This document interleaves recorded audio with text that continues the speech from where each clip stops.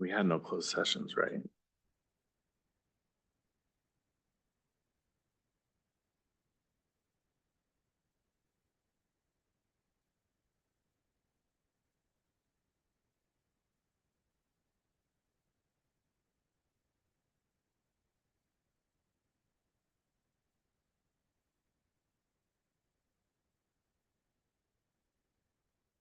All right, Raina, we ready?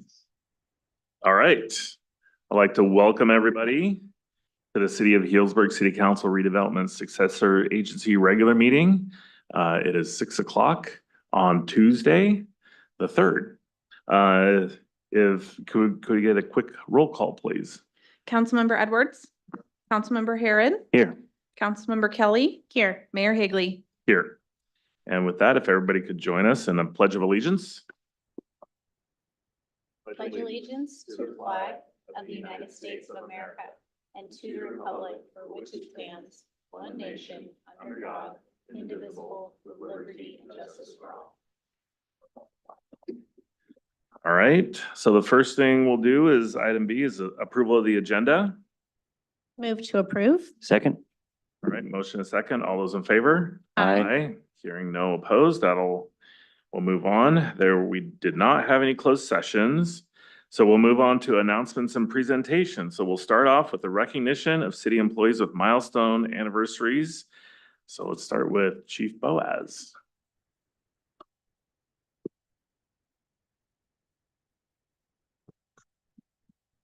Good evening, Mayor Higley, members of council, city staff, and members of the community. Jason Boaz, Fire Chief.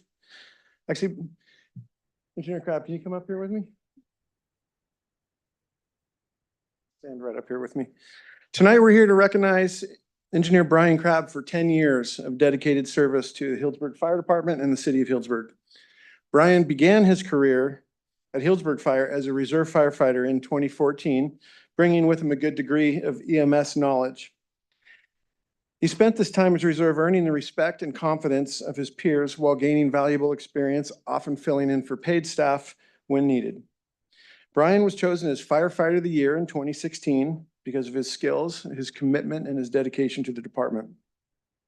He was then hired full-time in 2017 to fill a vacancy in the firefighter rank. This was after an extensive recruitment with over 130 applicants, and Brian scored #1 out of that pool. During his time as a firefighter, Brian took it upon himself to become qualified as a fire engineer, enabling him to drive and operate all of the fire engines and the associated equipment.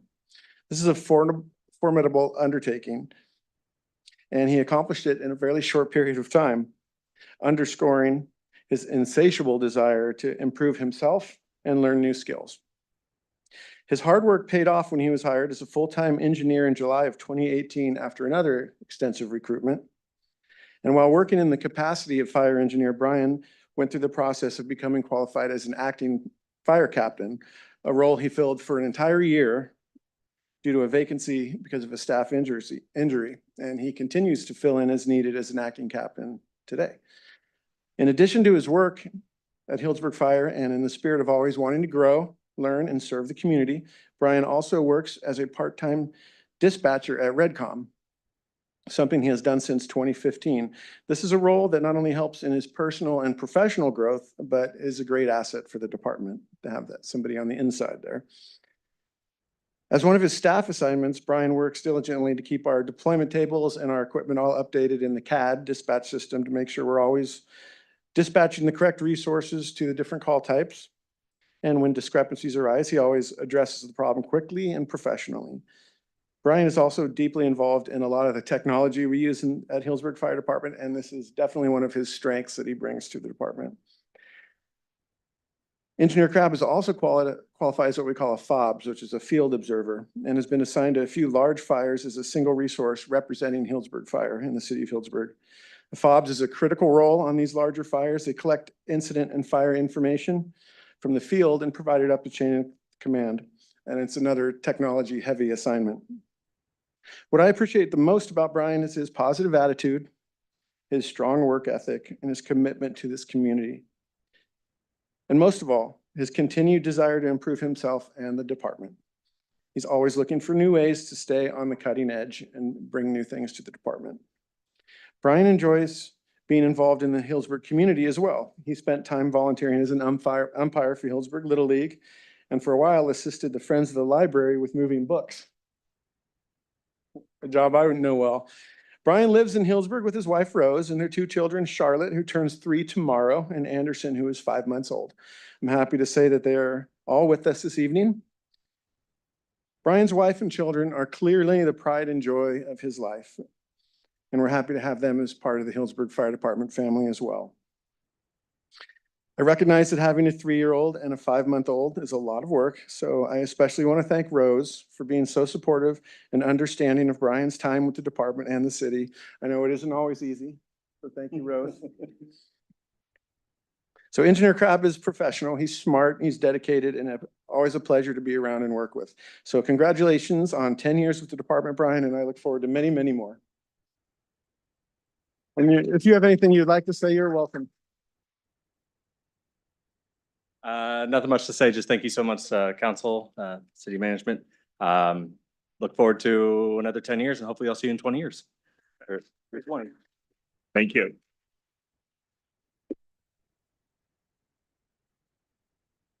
I love the employee anniversaries. All right, next up, we have a proclamation honoring Jim Walters. Yeah, All right. and Councilmember Edwards Yeah. will read it. A proclamation of the City Council of the City of Healdsburg honoring Jim Walters for his dedicated service to the community of Healdsburg. Whereas Jim Walters has been a champion in securing vital financial support to institutions and organizations that provide services to people and foster vibrant community spaces where people can gather, create, and experience the arts.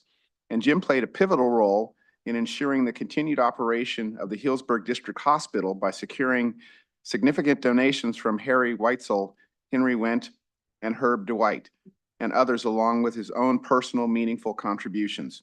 And Jim is leading the Healdsburg Boys and Girls Club capital campaign with a generous personal donation before asking others to do the same. Jim has constantly shown his dedication to Healdsburg through his generous support over the years, contributing to the renovation of the Healdsburg Plaza, the creation of the Carson Warner Memorial Skate Park, and field upgrades at Recreational Park. And Jim's commitment to the community extends beyond Healdsburg and into other areas of Sonoma County, where he is supportive of other resources, including the Green Music Center and the Pepperwood Nature Reserve. And whereas driven by a desire to foster community connections, Jim advocates for a new bench at the downtown bakery, and today the bench stands as a beautiful tribute to his late wife, Dottie.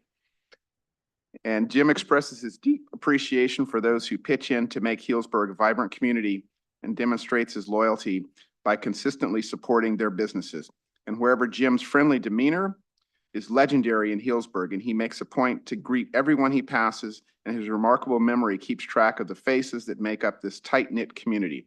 Now therefore be it proclaimed that the City Council of the City of Healdsburg hereby honors Jim Walters for his outstanding service and dedication to the community of Healdsburg and recognizes the profound impact he has made on the lives of countless individuals and the community.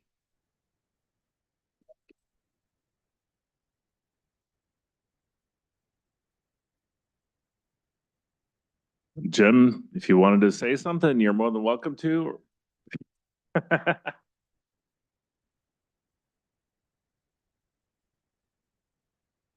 forgot something. Jim and Greg Wilcox also saw that all the schools in the senior center had a defibrillators. Oh, the AED defibrillator, yeah, Greg Wilcox. Greg Wilcox did that. Thank you. Most of those things are exaggerations, but thank you very, very, very much. It's great to be in Healdsburg. I love it. Thank you.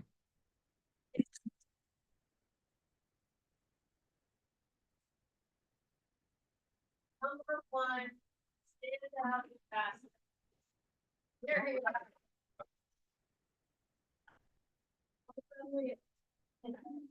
go. All right, we have a couple comments coming from the audience. If we'll have public comment, and you're more than welcome to share, and I hope you do. Personally, I've known Jim for a while, and just, every time we go, do our lap through the farmer's market, then we end up in the plaza because the kids always want the pretzel croissants, and Jim is usually sitting out front waiting to say hi to everybody and has dog treats for the dogs and everything. So just thank you for everything that you do. Yeah, thank you. We would like to get a picture afterwards. We have one more, and then we'd like to rotate and get pictures with everybody. So next one is a proclamation declaring the month of September 2024 as National Service Dog Month. Councilmember Harrod. Thank you. Proclamation of the City Council of the City of Healdsburg recognizing the month of September 2024 as National Service Dog Month in the City of Healdsburg. Whereas canine companions believe in the joyful, transformative power of the human canine bond and inclusivity of all citizens, and whereas in the United States, 64 million adults and children have a disability and only 16,000 service dogs from accredited training programs exist nationwide, and the need is growing. And Canine Companions is a nonprofit organization that enhances the lives of people with disabilities by providing expertly trained service dogs and ongoing support to ensure quality partnerships. And whereas Canine Companions and their service dogs empower people with disabilities to lead life with greater independence by providing best-in-class training, ongoing follow-up services, and a deeply committed community of support.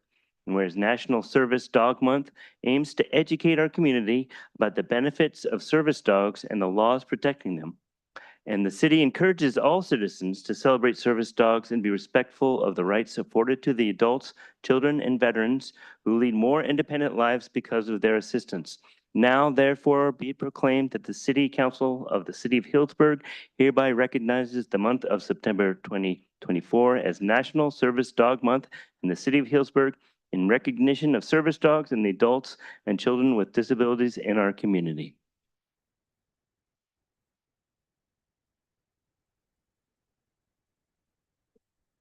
Ben, oh, here we go. Welcome. Ben is here to accept this proclamation.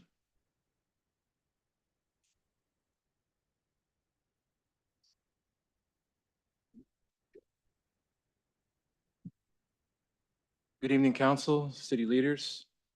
My name is Benjamin Veith. I currently work as a utility compliance and safety coordinator with the City of Healdsburg. I've been with the city for a little over 3 years. I'm a former staff sergeant with the United States Air Force. My career was an aircraft mechanic. I enlisted after 9/11 and served our country for over 12 years on active duty. My career took me to Texas, Oklahoma. I served 2 years in South Korea and finally to Maryland to support the Vice President and the First Lady on Air Force Two. I gave my life to protect our country, to defend the Constitution of the United States. After my enlistment, I enrolled in school and completed my degree in occupational health and safety. I returned home to Sonoma County. I was not the same. I have PTSD. I have a service dog. This is Mateo. I sometimes call him Potato. Mateo was born in the city of Healdsburg by a woman of the name Darcy. She breeds puppies for Canine Companions. Once Mateo was old enough to fly, he went to San Diego where he was raised for a year. He once again flew back to the Canine Companions campus, and he was trained by Bella, who spent 6 months training him. Once Mateo passed all of his tests, he became my friend, my hope. In 1989, Charles Schultz had a vision, a dream that dogs could help us with disabilities. That dream became a reality. I stand before you with Mateo, a reality that I did not think was possible. However, I had the courage to admit that I needed help. I asked for help and I got it. There were times when I did not think it was possible, and there are moments where I still don't. There are times when I don't think I can. When I walk into the Black Oak Coffee to get a coffee, Big John's for a sandwich, or Garrett's Hardware for equipment, and a tiny bag of jelly beans, they're about 49 cents. Also, when I'm at work in a meeting or giving presentations and talking to a coworker or simply writing an email, there are times when I cannot. Mateo is here, he is with me. Because of him and his abilities that Bella taught him, I can, for the most purposes, lead what some would say is a normal life. I do not feel that I cannot, but I can, and my job is to ensure that the safety and the compliance of the City of Healdsburg Utility Department and Parks operations. Some of you may have seen me on Healdsburg Avenue observing a pole change with Public Works during a water leak or getting jelly beans at Garrett's. I am a part of this community. I didn't ask to have a disability. I recognized that I had one and I asked for help. Without our community, Mateo would not be here with me because of Charles Schultz's dream, Darcy's kindness to breed canine companion puppies, and Bella's gift to train dogs. I can stand before you all with Mateo. It takes many people to make the world a better place. And as I look around the room today, I see many faces who make the world and the community a better place, that there is hope, even when we don't believe that there is.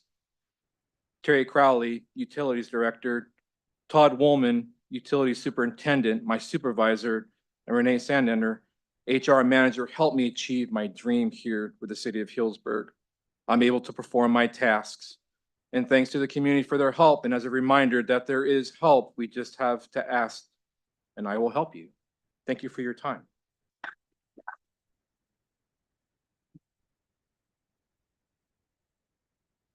Thank you. Could we get a picture? Would that be okay? All right, so we'll do a picture with you and then maybe Jim next and then Brian, your family, because I know, looks like you got to get going.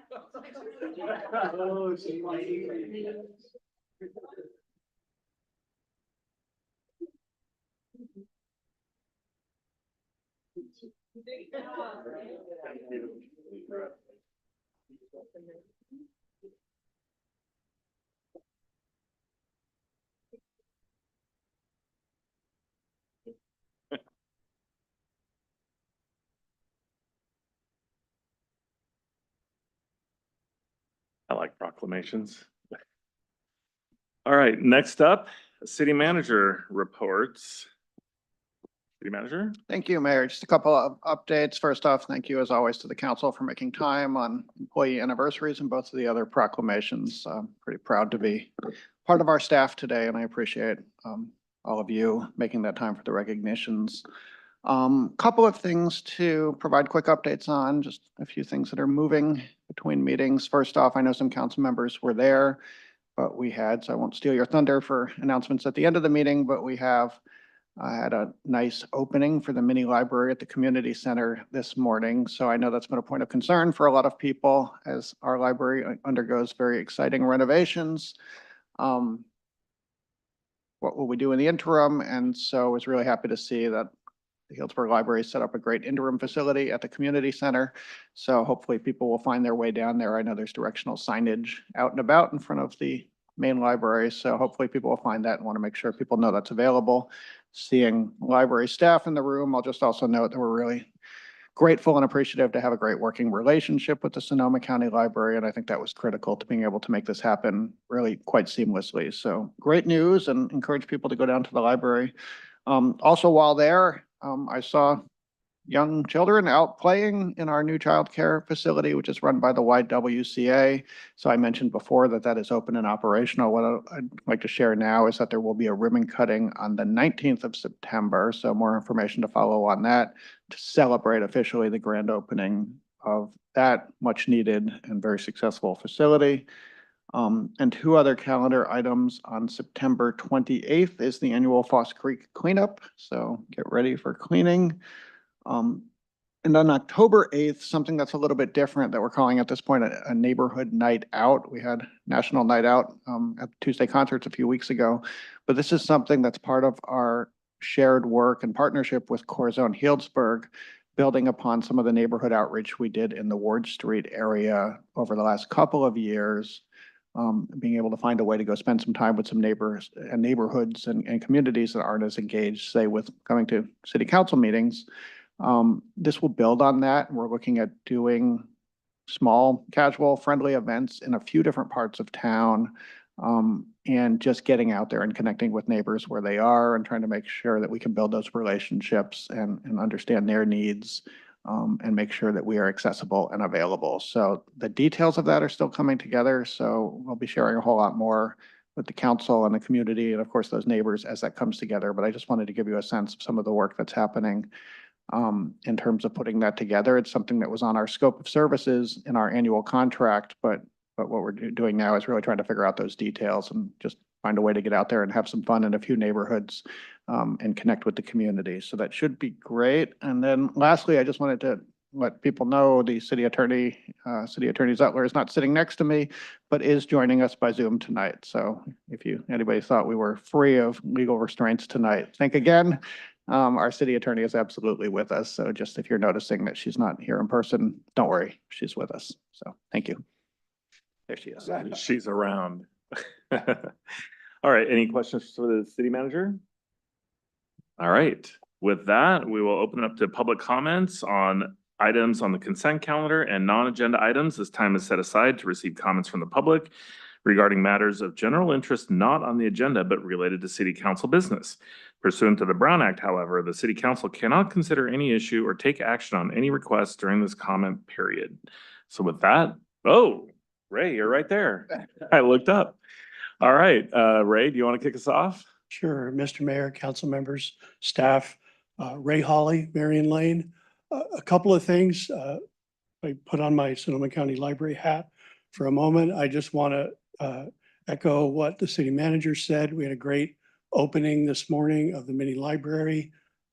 We had quorum of the council there. Councilmember Herod was very gracious and spoke. Working with the staff has been wonderful.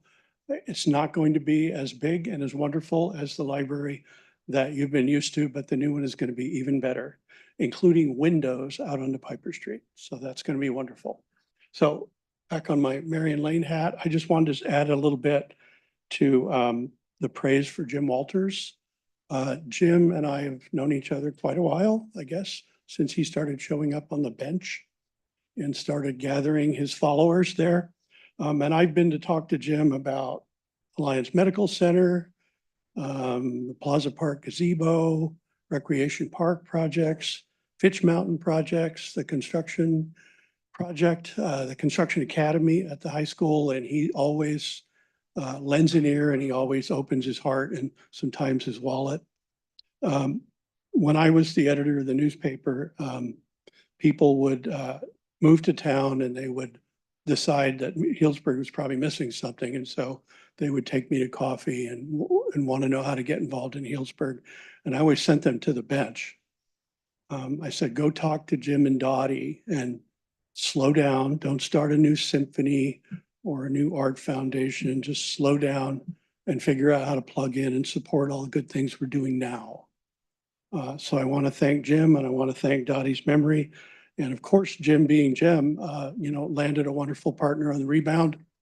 And I just want to spread some love on his behalf. And one more anecdote, I want to acknowledge Jim for his persistence when Rite Aid came to town and they refused to join the Chamber of Commerce. And he added his persistent and persuasive voice.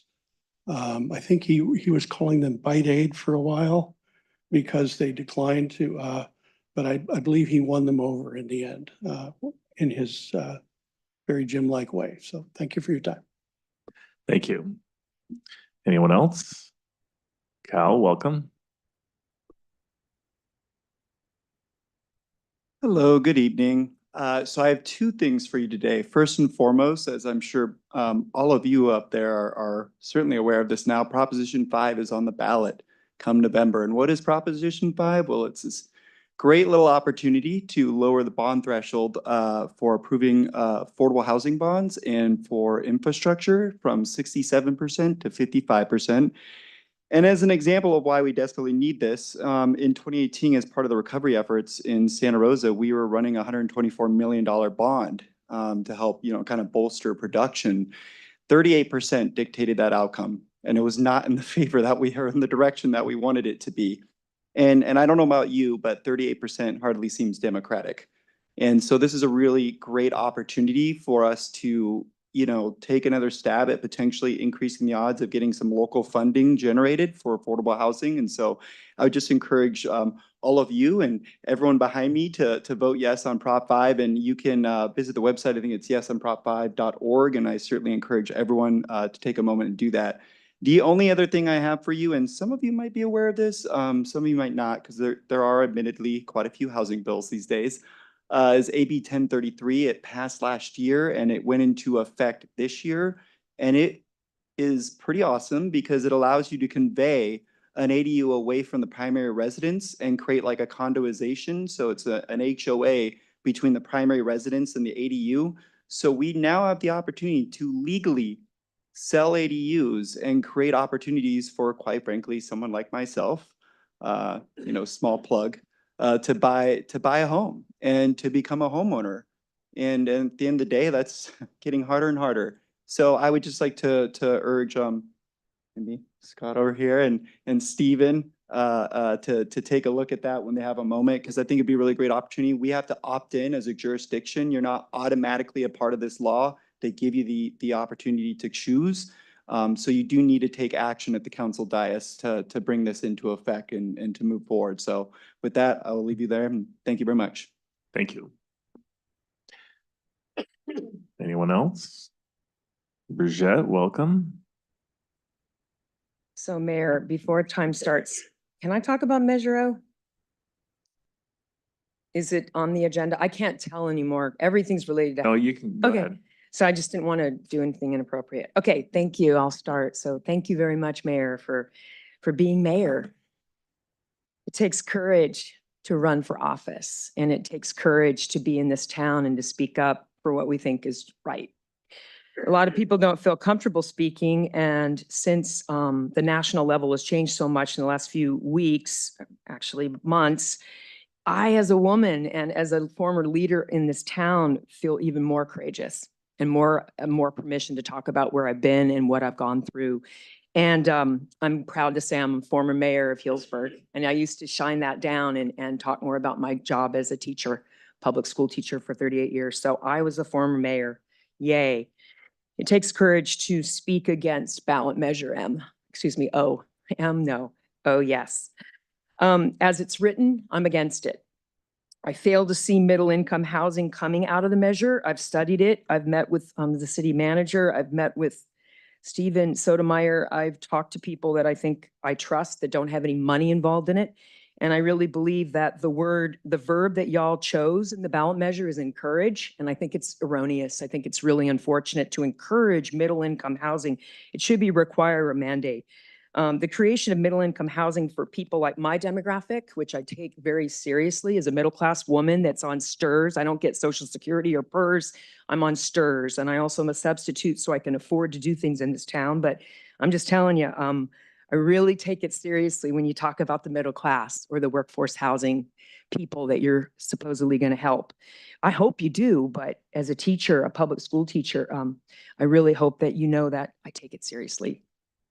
So here I am, courageous. I'm here, and whether it's a hotel ordinance that couldn't be enforced or even supported by one of you, this current mayor, you know, y'all let that happen, and I really do take that seriously because as mayor, I worked 2 years to support a downtown ordinance that would disallow a hotel to be built, and I'm still in a concern about that, and I still don't have trust or faith, and I know the attorney's online watching us, and she can support us, but boy, the legal stuff gets crazy. You got to get the language right. And Measure O has some problems. So I just want you to know that I want to plant trees on March Avenue. That's even harder, okay? So in the spirit of transparency, you're getting emails. I'm getting them too. People still write me, even though I'm the former mayor. And there's concern about the website not having transparent information about what's actually going to happen in the downtown in terms of density. I know you're getting those emails. I am too. We can't afford to get this wrong. We can't afford affordable housing. We can't afford to get this wrong. So if you want the public to not mirror what happened when I was on council and I was the only member of the council that didn't support Measure R, and it was tough. It was tough to not support Measure R. It's even tougher to not support Measure O. Thank you. I'm Thank done you. with my time. I had so much. You ended right on time. Thank you. Anyone else? Welcome. Good evening. I'm Mark Horn and I Is have, the green light, sorry, is the green light on? yes, it is. Okay, good. Thank you. Good evening. I'm going to have a couple of belated comments on the staff report on formula businesses. I moved to town 3 years ago and I've been getting involved in the city and learning its plans and policies. And one thing that seemed sacrosanct to everyone is that no businesses, no formula businesses would ever end up on the plaza. And I believe that belief extended beyond this town. I actually found a comment letter in the St. Helena General Plan Update where they pointed to this city and the line they had drawn around the plaza as something that their town should emulate. And yet 20 days ago, I believe, the staff report came out and we learned that, oops, there was no implementing ordinance. And suddenly it seemed as if everything we believed, something that everyone believed to be true, now was called into question. The report, the staff report and that discussion was in response to a complaint from a business owner that a national chain had leased a space a few doors from the plaza. And they called the city and the city was unaware that they were a national chain. And it raises the question of, she commented on a lease, and yet the staff report, that word does not appear. In the discussion, there was a conversation about the city's role in review of projects, but where is the city's role in monitoring who leases property on the plaza? The report says that the city continues to implement and enforce the ordinance. Can someone point me to the section in the government code, which suggests that if you don't have an ordinance, it's no problem? And maybe the general plan policies are sufficient, and maybe Mr. Foley's already accepted a key allowance from Starbucks. In any event, I do not concur that there is no urgency to fulfill the commitment that I believe the city made to retailers and property owners and businesses 13 years ago.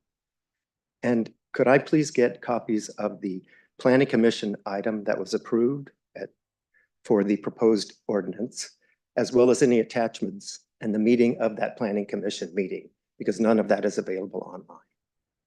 Thank you. Thank you. Welcome. Good evening, Mayor and Council. My name is Holly Brand, been a resident for 18 years and a business owner for 10. At the council meeting a couple of weeks ago, I felt that local business owners' requests to take action to keep the character of our downtown business district did not get addressed with a sense of care. The proposal to put this topic on the planning department to do a study felt like we were being dismissed. At that meeting, the city manager did indicate, as this gentleman referenced, the proposed ordinance. That proposal was 14 years old, and our commercial downtown area has filled in line with the land use map. I think it would be appropriate to identify the CD area on the land use map as the area where franchise and formula businesses are not to be permitted. To hold off on this for a study feels in lack of favor for our local businesses. With a formula store already coming in around the plaza, we would like action to prevent further infiltration. As for the council wanting to more clearly define the word formula, that is in line with saying, okay, that 2011 proposal is good, but let's button it up. I agree, it's time to button it up. This weekend, I had 3 local residents come in to the store and ask me about the article that Christian did in the Trib. They were very surprised and didn't feel that the council was behind the local business owners based on the way the article came out. They all wanted to know how they could help. While those conversations were happening, we had out-of-town customers in the store at the same time. They chimed in and it became a conversation among 8 people of how they felt their towns had been somewhat ruined by franchises. And they wished us the best of luck with keeping the charm of our town that drew them here for their weekend visit. In closing, I'd like to have you reconsider the timeliness with regard to defining the commercial downtown area as the area where Healdsburg will not allow franchises. Thank you. Thank you. Anyone else? Mark, welcome. Hello, I'm Mark McMullen, Parkland Farms, and tonight I'm here to represent the creative leadership team from about the Arts and Culture Master Plan. We, on the consent calendar tonight is the approval of the creation of the Arts and Culture Commission, and we just want to thank the council for moving that forward. It's been 7 years in the making, and we're very happy that this is coming about. Your support is key to the success for this 10-year plan. And by continuing to back the arts and culture initiatives and listening to the new Arts and Culture Commission's recommendations, you'll help Healdsburg flourish as a vibrant community, continue to flourish as a vibrant community, developing our arts and culture vision. The creative economy, which the Arts and Culture Commission will help to stimulate, touches every part of city life, residents, businesses, and visitors. We've built a really strong foundation, and your ongoing involvement in the arts and culture will benefit all of Healdsburg. Let's keep the momentum going and elevate Healdsburg as the hub of creativity and culture. Thank you. Thank you. Marite, welcome. Hi, my name's Marita Wimmer, and we met a couple of weeks ago. I would like to piggyback on what Holly said, what we discussed at the last council meeting, as well as the Healdsburg Tribune article that came out. We really feel that we did not get the response that we had hoped for from you all, exception you. I don't understand what the reluctance is. We've already operated under the assumption that we had the ordinance. You all said that as much, that nobody understood why it hadn't been pushed through because it had been written. I think we need to invite all of you to come downtown and actually experience what it's like to be a merchant, to, you know, if you would like, we would welcome you for an internship. We'll even pay you if we have to. But it just is like, it felt a little disrespectful that there is very little recognition for the work that we put in and the work that we do. And also to Holly's point, we have had so many people come into our store, both local and out of towners, and they just don't understand why it would even be an issue that someone is being allowed in. That's a formula business. And many people were explaining how it has ruined their little towns, and that the reason why they come here to shop is because we're special. We're not like all the other stores, in malls and small towns that have now taken in formula businesses. We need to preserve what we built, and we need to recognize that a lot of us have been here and worked hard 20, 30 years to create what the downtown is. And I feel it's disrespectful not to try to get a reasonable timeline on it, not one where we're waiting for surveys or maybe till next year. That's just not acceptable. Thank you. Thank you. Anyone else? Welcome. Okay, so my name is Genevieve Jago. I am speaking on behalf of Cynthia Tenniswood and myself. We are both business owners of Tamarind. So as if you haven't known, Tamarind has been around in Hillsburg for 5 years. We dedicate to local customers. We even sell local artisans in our store. When Evelyn asked what we want in the last meeting, we won the ordinance, sorry, I'm nervous, from 2011 to go into completion. We want to preserve the small town. Hillsburg over the last decade has been voted the best small town, and that's because of local stores. This is all due to all the small business owners. And in the last meeting, which I wasn't at, but I heard, it was also mentioned a few times in the last meeting, sorry. I wanted to hear from local residents. Every single one of the local owners live in Hillsburg. So you were hearing from the local residents. If we want to continue the success of our small town, we need to protect what makes us special and different, which is the unique experience that cannot be found anywhere else in Sonoma County. People from out of the country come and say how amazing the town is. So please think about it. Thank you. Thank you. Anyone else? Welcome. Thank you. My name is Sandy Erickson, and there's nothing I loathe more than public speaking, so bear with me. I have the Erickson Gallery on Healdsburg Avenue, and I've been here for 28 years, and I've seen a lot of changes. I came here because I thought Healdsburg was a jewel, a unique, diverse, very creative group of individuals, from chefs to boutiques, restaurants, wineries. Everyone was special and sparkled. So I had a gallery that was on Sutter Street in San Francisco, and I wanted to change. And I'd been there for 25 years, and now I've been here for 28. And I'm very happy to be here for so many reasons. But approximately 30 years ago, I think prior to when I came, I've been here 28, the city council hired a group of consultants to help direct the growth of the town specifically. And they were asked what they wanted to be, an industry, a university, or a tourist-driven town. And they chose tourism.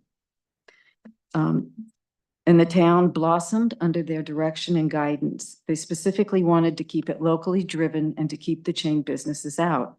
And they actually did a great job. It took time, but they created a really wonderful group of different shop owners, interest levels, et cetera. We're not against formula businesses. We just want to enlarge the downtown historic area. to keep up with the growth of the city. Right now, it's just right around the center, and the tourism has grown much further from that center. And the formula businesses can find locations outside of this purple zone that we are proposing. I did a quick survey of my business over the past 1.5 years. It was divided almost 50-50, local sales versus tourism. And my tourism is extremely important to the town because when they come repeatedly. They come from Chicago, New York, Europe, everywhere. They come and say hi to me. They may not buy something from me, but they want to see what I have. They might buy a blouse from one of my fellow retailers. They might buy the second home here. They may buy dinner out. They obviously will. They'll spend time and money in our town. And, but they come back because we are unique, because we don't have what everybody else has, which are formula businesses.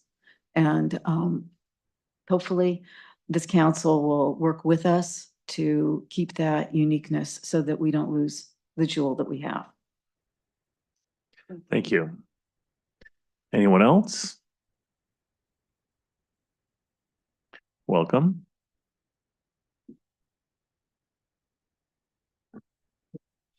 Hi there. My name is Bjorn Wimmer, and we were here a couple of weeks ago urging you guys to take action to protect our downtown local merchants from formula businesses taking over the downtown area. I'm not going to get into all the area and what it means to be a formula business because we covered that. But as Faraday is nearing opening their storefront, it's come to light that there's already another formula business. I don't know if you guys read the Healdsburg Tribune article. As we stated last time, this issue just can't wait, and it's already showing that the floodgates are opening to their large-scale companies. I understand that some of you are more willing to act and are supportive towards our cause, others not so much, but the time is now. Not in a few months or a year. If we don't see supportive action to protect us local merchants, I can assure you we will rally all the locals we can, like us merchants, rally together to ensure that you're not re-elected. This is a tight-knit community reaching out for your help. We need you to take this serious and act swiftly to make sure that Healdsburg stays a special place. Thank you. Anyone else? All right. Last chance. All right, we'll close public comment and we'll move on to the consent calendar. Anybody want to move? I move to adopt the consent calendar. Second. A motion and a second. All those in favor? Aye. Aye. No opposed. Before I move on, I do want to highlight that one of the things we just approved was a professional services agreement for design of aquifer storage and recovery wells, which was huge. And I know that's something that we've been working on from a water resiliency standpoint. We were able to get some grant funding from FEMA and make this happen. So we're really excited about that in the context of everything that we're doing. So I just wanted to acknowledge that. And if anybody else wanted to say anything, happy to. Sure. I just wanted to echo, I think that our water resiliency is one of those things where during the droughts, it's top of mind for everyone and we're doing everything we can to conserve. But now when we have, full reservoirs, it's not the top of mind issue, but our memory is still, we have to keep working on those projects and advancing our water resiliency. And so I know, especially at a time when we're hearing from so many of our residents, their frustration around the cost and the increase in their water bills, I think in part, that is because we made some pretty, big moves. Of course, the aquifer storage and recovery well project that we approved tonight, we got these millions and millions of dollars of grant funds that we were successful in receiving. And that it wasn't, directly what's going to happen on folks' bills. But I think, the work that we're doing to try to shore up and advance some of these major water infrastructure projects for our future resiliency. And so we don't have to have those drastic curtailments in the future. I think that's, I'm proud of the work that we've been doing and really grateful for staff in advancing those things. And this is one of those milestone moments where we get to adopt that contract and we get, one step closer to seeing it to fruition. So thank you. Yeah, I just think it's great that we are going to be not just putting all our eggs in one basket, but 3 different locations so that we really have a good chance for this project for success. And I think it's really, as Councilmember Kelly said, it will really help our water security going forward. So Congratulations to the city. Very exciting stuff along with Purple Pipe. But anyway, all right, let's move on. We have no public hearings. We have, believe it or not, no old business. So now we have new business, a discussion of future planning efforts to support residential development within targeted areas. Good evening, Mayor Hagley and council members. Scott Diven, Community Development Director. Can we go to the next slide, please?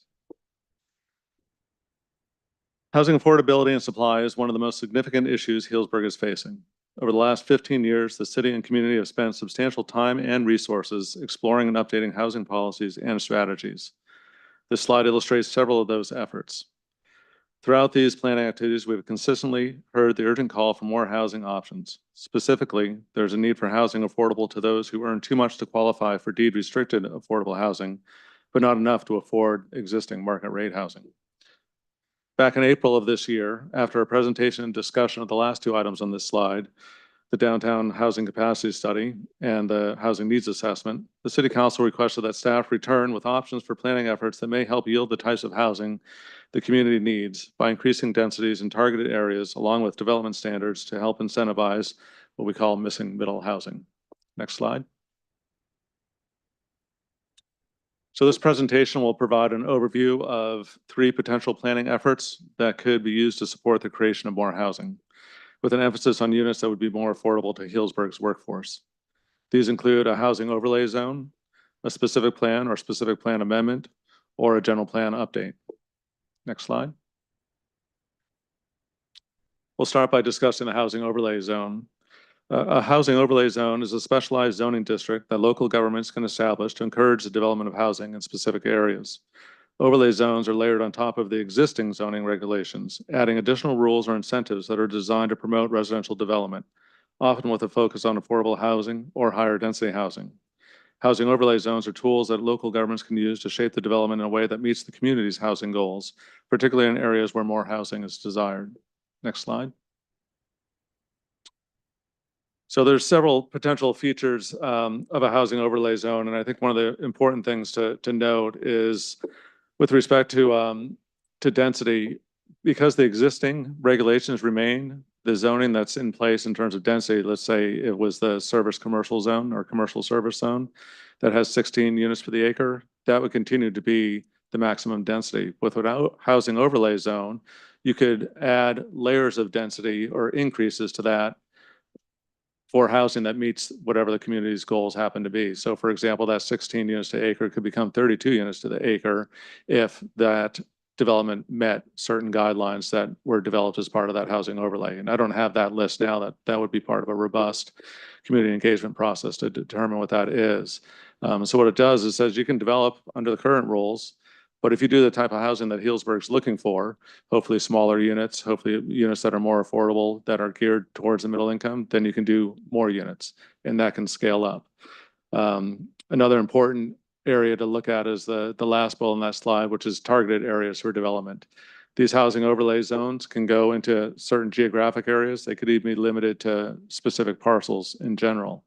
And the densities that you have scaled could be for that entire area, or you could have different maximum densities for different areas within that zone or across different parcels. So it's a way of really targeting where you want to see future residential development of the type that the community's been asking for. So the other piece worth mentioning is this idea about objective design standards. Those are clear measurable criteria that are used in the planning approval process. They provide specific quantifiable requirements such as building height, building size. It could even include unit size, setbacks, materials, architectural features, et cetera. Those I think are what you kind of people have been referring to as guardrails. Those objective standards are ways of trying to ensure that development meets the community's desired goals and maintaining its character. Next slide. Some of the benefits that come with a housing overlay zone, as with any planning process, there's ample opportunity for community engagement. There's a potential for increased housing supply, increased affordable housing production, because with any market rate units that would come forward, you're going to get your inclusionary units as well. It's an opportunity to use land more efficiently by focusing growth where there's infrastructure available, be it water, sewer, transit, et cetera. It's provides flexibility for developers, and then also it's can help in terms of sustainability by directing growth where those resources are. Next slide. So in terms of where a housing overlay could occur, I think it'd probably be the most effective approach for the North Hillsburg Avenue corridor in terms of both time and cost to prepare. The time required and the cost for preparing a housing overlay zone can vary depending on the size of the area or the complexity of the project and the level of community involvement and the requirements for environmental review. It's anticipated that it would take probably 9 to 12 months and between $100,000 and $200,000 to create a housing overlay zone for the Hillsburg Avenue corridor between North Street and the community center. That includes the CEQA review. However, if there's additional special studies required, such as traffic analysis, infrastructure capacity studies, the time and cost would likely increase. We currently have a long-range planning fund. That fund currently has a balance of around $371,000, and that certainly could support this planning effort in the near term if desired. Next slide.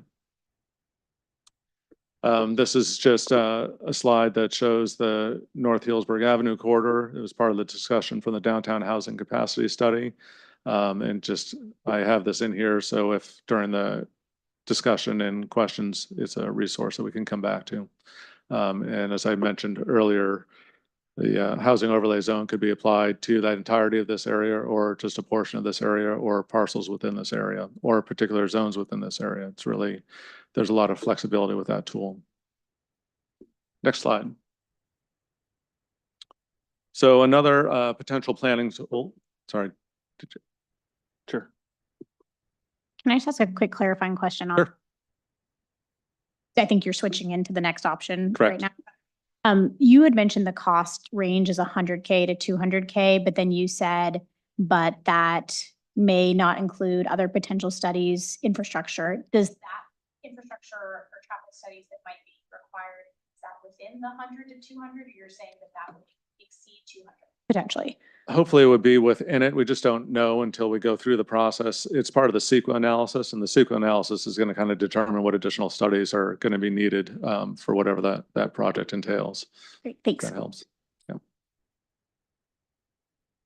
So moving on, the next planning tool is a specific plan. The city is plenty familiar with specific plans. We have several of them here in town.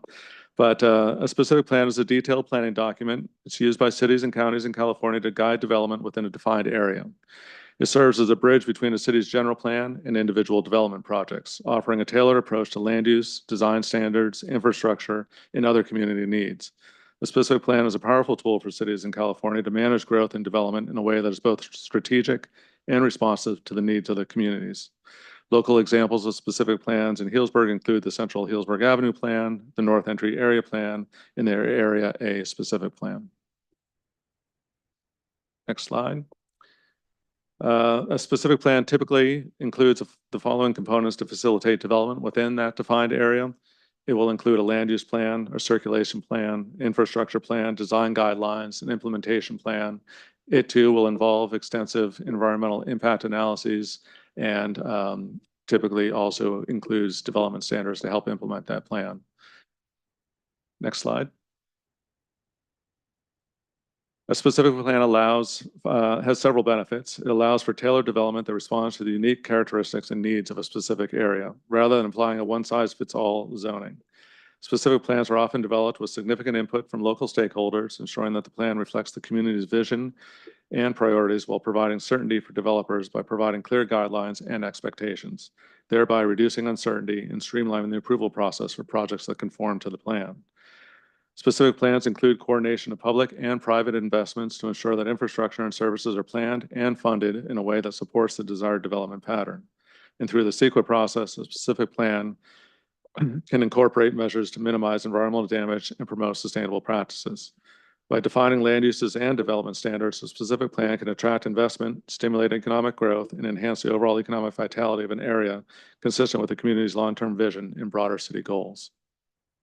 Next slide. As mentioned previously, the city of Healdsburg has already adopted several specific plans and area plans to shepherd development within specific geographies of Healdsburg. The Central Healdsburg Avenue Plan, or also known as the CHAP, was adopted in 2013, and it guides development around the planned smart rail station. With the confirmation of the station location at the historic depot site, there may be value in revisiting the CHAP to ensure that future development supports transit-oriented development within that area. Along with the smart extension to Healdsburg and its inclusion recently into the Metropolitan Transportation Commission's Plan Bay Area 2050 as a near-term project, it now means that the Healdsburg Smart Station will need to meet MTC's criteria for being subject to what's called the Transit-Oriented Communities Policy. And that will begin with what's called the One Bay Area Grant 4, fourth cycle in 2026. And why I mention this is because there's new requirements for future transportation infrastructure funding as part of that OBAG grant cycle that will now be subject to the TOC policy, which is going to require that Healdsburg meet certain requirements within a half-mile radius of the planned station. The TOC policy is going to require minimum densities and maximum parking standards, which Healdsburg currently does not meet. An amendment to the CHAP focused on densities and development standards could be an approach to achieving compliance with MTC's new TOC policy. This is important because these OBAG funds have been a significant source of funding for roadway improvements in Healdsburg, most recently providing significant funding to the Grove Street Neighborhood Plan Implementation Project. A specific plan amendment and associated SEQA review would likely cost between $100,000 and $300,000, and depending on the scope of amendments, take approximately 12 to 18 months to complete. The South Entry area is another area of the city which requires the preparation of a specific plan, per the general plan, to address future land use, circulation, and infrastructure needs. The nearly 180-acre plan area, generally bounded by the Russian River, the Sonoma-Marin area rail transit right-of-way, and Highway 101, currently includes mostly industrial uses, including a former gravel processing facility, a lumber company, storage facility, vacant land, and Veterans Memorial Beach. Currently, there's no water, wastewater, or storm drainage service existing in this area, and the majority of parcels are zoned industrial, which does not permit for residential development.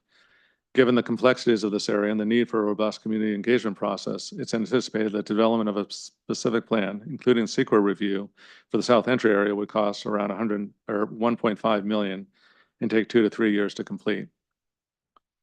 The city recently received a priority development area designation from MTC ABAG, and for that area that comprises the half-mile radius around the smart rail station and the entirety of the South Entry area. This designation makes both the CHAP and the South Entry area eligible for planning and infrastructure grants, and staff continues to monitor opportunities for grant funding through this program.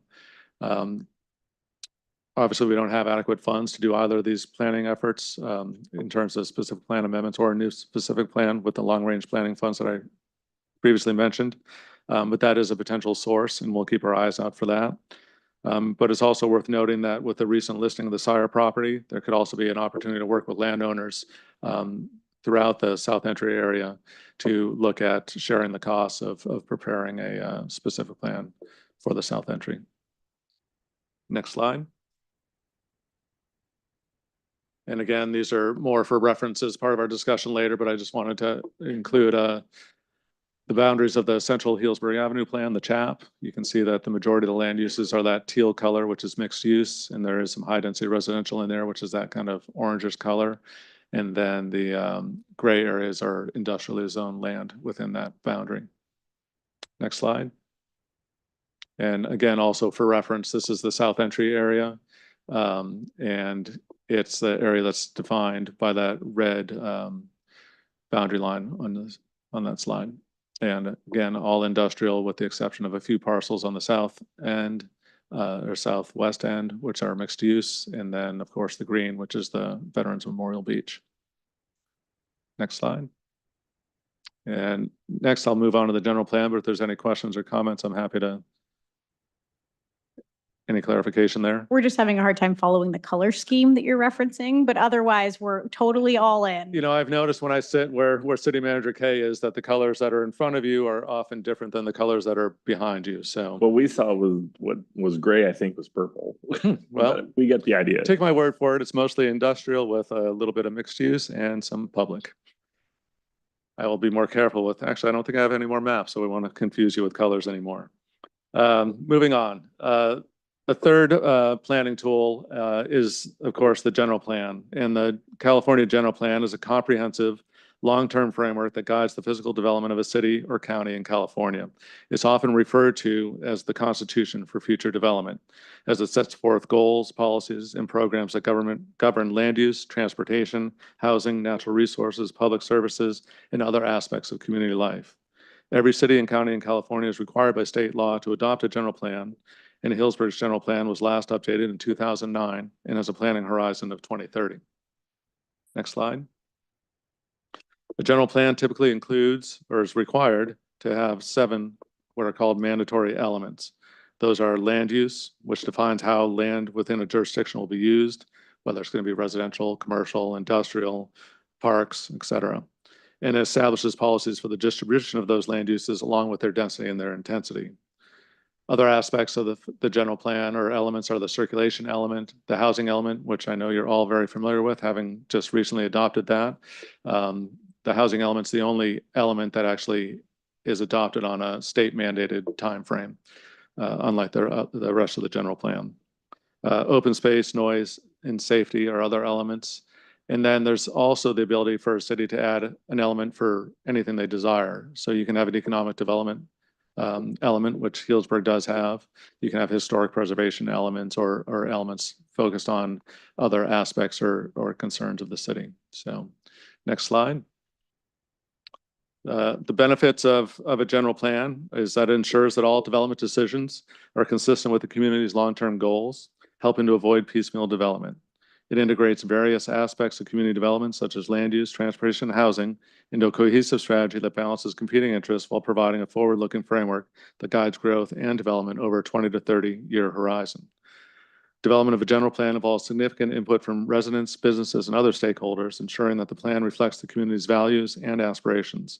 And while it provides a long-term vision, the general plan can be amended to respond to changing conditions, ensuring that it remains relevant over that longer time frame. Next slide. While a comprehensive update to the general plan could address all 3 geographies that we discussed this evening as part of a single planning effort, it will not address the level of specificity needed within those targeted areas and comes with a much higher cost and significantly longer timeframe to prepare. To effectively implement a general plan, that update would require also a comprehensive update to the zoning code as well. The cost of preparing a general plan update and associated environmental impact report can cost upwards of $2 million and often takes 3 to 5 years to complete. Updating the zoning code in conjunction with the general plan would add additional cost and time to that process. While the general plan's time horizon of 2030 is approaching, the general plan does not expire at that time. Nevertheless, the city should start that planning process in the coming years, but in order to make the changes discussed this evening, staff does not believe that a general plan update is the most time and cost-efficient approach. Next slide.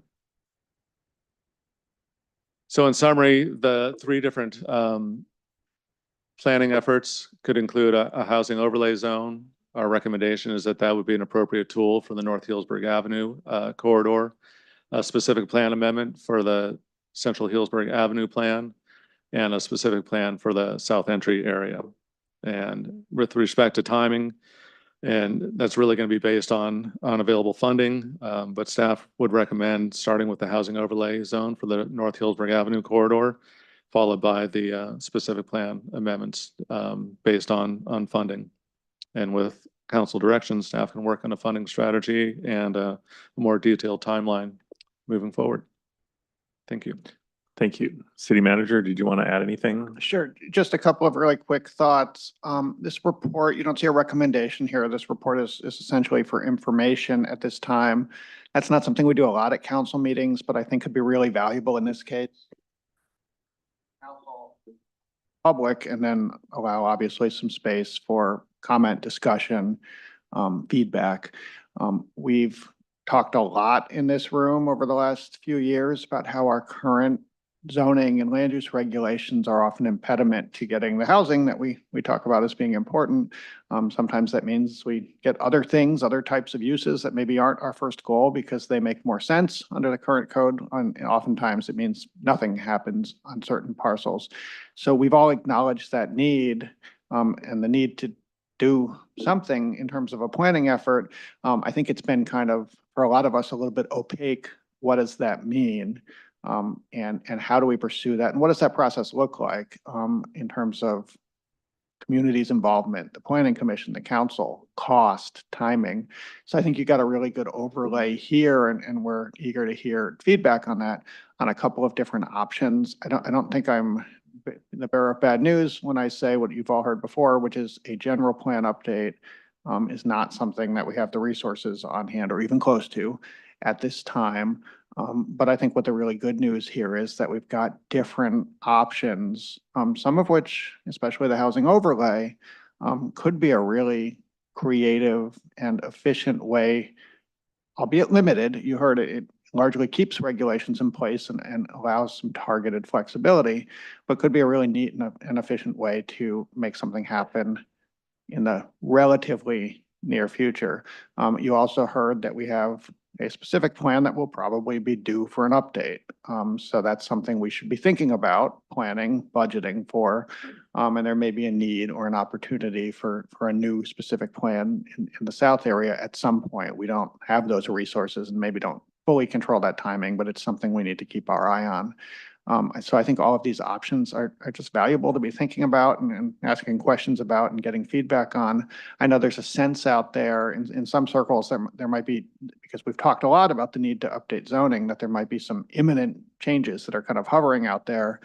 That's certainly not the case, in large part because what you've seen an overview of tonight is that even when we find what I think is a relatively efficient economic approach to doing this, there's still quite a process.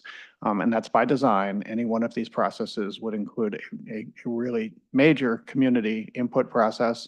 And every one of these would include, as you heard, environmental review, which is something we must do and take some time and requires resources. So there's no super quick answer or option. And we've known that, and that's not news, but I think it's worth just underlining that point. Nevertheless, there are definitely some things we can do in the years to come that we think would be impactful and valuable. So that's what we're hoping to lay out right now based on your questions and feedback. I think that helps us continue to refine those plans. We do have some, not enough for a general plan or a specific plan, but we do have some long-range planning funds that we've been setting aside in recent years. So we have some ability to do something. And most definitely, based on our shared understanding of where we should put our emphasis and our resources, we'll do our best to chase money where it's out there and where we think we can get it. So there's not, based on tonight's discussion, it's not that something will kick into gear tomorrow morning. But I do think it's, as I said, a great opportunity and a really good report that just allows us to all collectively put our heads together on what some of these options are. So we most definitely welcome your questions and your feedback. Thank you. Thank you. So what I'd like to do is, when I look out in the room, I see a lot of familiar faces, and I really appreciate it because I know there's a lot of knowledge out there and differing opinions. So what I want to do is kind of frame this, is start with just clarifying questions from council. And then I want to open it up to the public so that everybody gets a chance here to kind of chime in on thoughts, because there's a lot of stuff here that is really exciting for me that I wasn't even aware of, like the housing overlay and the potential to do that. And so I want to start with that, just like open it up to the council for some clarifying questions. I have a list, but if you cover it, then it shortens my list. So who wants to go first? You want to start, Councilmember Edwards? Questions only. Yeah, my question is about the community involvement process. I know that for the Grove Street project, we had a lot of community meetings. If you could just, because I know we're here all the time, and I know it's frustrating that it's not one meeting and we do everything. Could you lay out, when we're talking this 2 to 3 year period, could you kind of walk through what the community involvement would be, what points they would have of input on this process? I think it's a little too early to fully answer that question, but depending on what the project is, we would have public input, in community engagement throughout the process. Part of it is going to be to try and understand from the community what its desires are for any particular area. If you're talking about a specific plan, obviously you want to involve people that live within that area, that own property within that area, and have them part of that discussion, but also the community as a whole needs to be part of that discussion because there's potential for community benefit within that area that the whole community could take advantage of. So you really want to try and find ways of bringing people to the table and incorporating them into that discussion. But whenever we put forward a request for proposals based on the budget that we have available, one of the things that we always ask for as part of that is, tell us how you would go about or help us go about conducting community engagement in various different formats. So it's not just meeting at the community center, but maybe there's online surveys, there's, charrettes where it's a little bit more interactive, different tools for engaging the public. So. Okay, so to recap then, the close by property owners would be notified. We would have some other type of community meetings where the general community would have input, and then it would go through the process. So that's why we're looking at 2 to 3 years for this, because there's lots of steps that it takes for public input on this. Correct. All right. And our goal would be to have all those people at each of those meetings and not necessarily have, just a meeting for, people that are within the immediate area, but to really open it up. All right. Thank you. Thank you. Councilmember Kelly and then Councilmember Harrod. Thank you. Well, this has been really great to better understand kind of the options in front of us. I know we've been talking about housing and getting, putting different efforts in motion, whether it was the Optico study or looking at different existing zoning, and then talking about, frankly, we started talking about this during the SDAT when we got the report on housing from the American Institute of Architects, almost 5 years ago now, or maybe it was more than 5 years ago. So this is something that, has been on our minds for quite some time, and some of the recommendations around how do we ensure that we're getting the kind of housing built that we know we desperately need. So I think, one of the questions I was getting over email quite a bit leading into this meeting was around what are the existing density changes that are being proposed right now. And I was a little confused by that because it was my understanding that that these are kind of separate processes and that there's no zoning or density changes that are being proposed with regard to the growth management ordinance ballot initiative that's going forward to voters in November. Is that correct, that there is no zoning changes, density changes being proposed on the ballot? That is correct. Okay. So whether or not it passes or not, the density and the zoning won't change. So the existing zoning. The existing zoning remains, and I think the need for some to look at density remains, because that is one of the big barriers to achieving the types of housing that Healdsburg wants. There's been several projects since my tenure here where people have proposed, large luxury type of projects because they could only do 2 units on the parcel. They would have much rather done, smaller, potentially more affordable, but hopefully something that would start getting more towards the market rate. And there's several other properties that just have sat because they can't get the number of units on that site to make it make sense unless it was luxury, and that's not what they want to do. So. Yeah, I remember I emailed you when we were talking about the Hotel Healdsburg Residences project, and a lot of people in the community were saying, we don't want another hotel, frankly. We'd love to see housing built there. And I said, can we even build housing there? And I remember emailing you to say, how many units of housing could actually be built on that? It's like 3 separate parcels that go north all the way to John and Zeke's parking lot. And the zoning only allows for 5 units, but somehow they're building, 20 something hotel rooms that are like 3 bedrooms each. So the zoning for hotels is different than the zoning for housing. And it doesn't make sense to build housing there anyways, because the growth management ordinance, they'd have to wait, 5+ years to build those units. So thank you for clarifying that. I think that was part of the confusion that I was hearing from folks in the community of like, we want to see housing built here, but then what's being proposed is a mismatch with kind of the reality of the existing zoning. But and then for the housing overlay, I had a question about, we did this process at the county when I was on the planning commission where we actually put out a call, not a call for projects necessarily, but a call for zoning changes where the county was saying, We want to see more housing, affordable by design, workforce housing built in urban service areas. So not out in the middle of Dry Creek Valley, but on the outskirts of town where you have, this didn't apply to Healdsburg, frankly, but it was places like Geyserville or other places that had municipal resources like water and sewer. So people could apply and say, I have this parcel and I'm interested in building housing. Could you change my zoning? So in addition to us, if we did the housing overlay for the north end, or for any location, but if we did a housing overlay, could it be a two-way street where we identify parcels to say this parcel would make sense to build housing on, but we could also have people who own properties come to us and say, hey, we have this undeveloped property, or we have an underutilized property, we'd like to see the zoning change. And they could ask us to change the zoning on it as a part of that conversation. Yeah, I don't see why that couldn't be the case. I mean, that's actually kind of a good idea. It'll give you a sense of where those spots are that are ripe for development by putting that kind of a call out. I think a lot of that stuff is probably covered within these three areas in terms of where the development potential exists, but it certainly is worth hearing if there's something that we're not aware of. And okay, great. And then just my last question was around the South Entry area. I know we had talked this has been on the council goals, I think, since 2019 to launch into the South Entry area planning effort. Before 2019, but it got codified into the goals.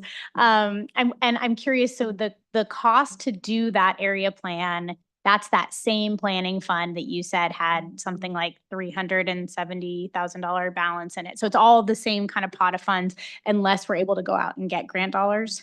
grant dollars or to get property owner involvement and participation in helping to fund it. Okay, so if the growth management ordinance were to change by a vote of the voters, what could be built in terms of housing in the South Entry area Nothing. immediately? Nothing, because there's no services. Okay. Most of the majority of the land is industrial, which doesn't allow for residential development.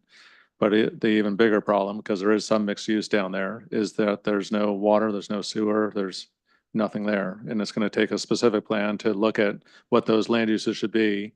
Determining what those land uses are will help establish what the infrastructure needs are to serve that new development. And then we'd have to come up with a infrastructure plan and financing plan for extending those services into that area. And the reality of that is it's years away. You know, with a let's say somebody showed up next week and wanted to embark on a South Entry area plan. You know, it's probably going to be 6 months before you get somebody actually under contract in terms of a consultant team, because we'll issue a request for proposals, we'll vet all those proposals and et cetera. Finally get that group into contract, and then it's going to be for this area, it's not going to be on the 2-year side of things. It's going to be on the 3-year side of things, because it's a very complicated part of town with the sensitivities around the river, the lack of infrastructure, et cetera. It's going to be a much more intensive planning process. There's a lot of opportunity probably for the community within that area too, in terms of access along and to the river, and that needs to be part of the conversation. And you know, looking at what the circulation pattern would be down there to support that, it's going to be a lengthy, costly process. And then, so that takes 4 years, and then you figure after that, then any development would have to then go through a typical entitlement process. So you're looking at 5 or 8 years probably in all reality before you would see anything happen down there. Okay, so that makes sense. I think just understanding kind of how does it sequence. So if we were to somehow find the $1.5 to $2 million that we don't have to launch into a South Entry area process, or if a developer emerges to pay for it, that would take 2 to 3 years at best. And then subsequent to that would be an infrastructure financing district formation. And then we'd have to figure out not only how to pay for the infrastructure, but then to install all the infrastructure for water and sewer to service those parcels before housing can get built. Is that Correct. right? Wow, that seems like a long time.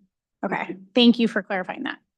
That's why planning for it now or sooner is important. You know, it's what's going to allow this community to meet its next set of housing goals 8 years from now. And I had a quick follow-up on Councilwoman Kelly's. It doesn't matter whether the developer pays the fees or the city comes up with the money, the process is still the same, correct? It is the same and it will be led by the city, Okay. not by the developer. All right, Councilmember Harrod. I have a question about the housing overlay zone. Does that have to be a single contiguous area, or can it be applied to different zones with the same, set of policies in different parts of town? It could be applied to separate zones and include different policies or different densities, et cetera, for each of those areas that are geared towards that particular location. There's a good example in this part of it. I've been learning about this more recently because I think it's a relatively new tool. Several jurisdictions as part of their recent housing element updates, because it was so difficult to find the housing to meet those RHNA allocations and become compliant with the state. Communities started looking at housing overlay zones as a way of kind of helping to support that housing. And so Fairfax down in Marin County, they adopted a housing overlay zone for their downtown, similar to Healdsburg, high cost of living. There's no place for their employees, people that work in town, teachers, et cetera, to live. And so they looked at doing some pretty significant increases in density through housing overlay zones. And it was on isolated geographies and particular parcels as part of that effort. And one of those, I think, had a densities allowance that went up to 40 acres, and one of the other sites or areas had a density allowance that went up to 78 units per acre. So it does exactly what you just described, is it looked at different areas differently, but as part of a single process. Right. So the example you showed in the slide was of the North Healdsburg Avenue corridor. It's just an example, It's an maybe a example. simplified one. Similar approach could potentially happen for parcels within the CHAP.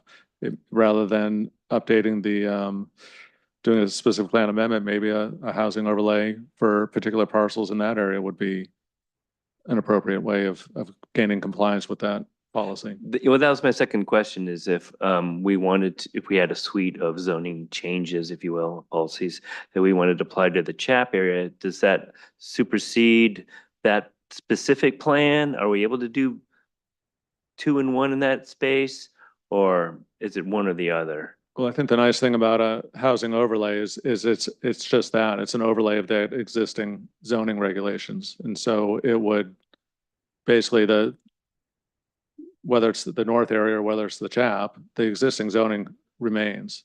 The housing overlay just allows you to do more, but only if you meet certain criteria established by the community.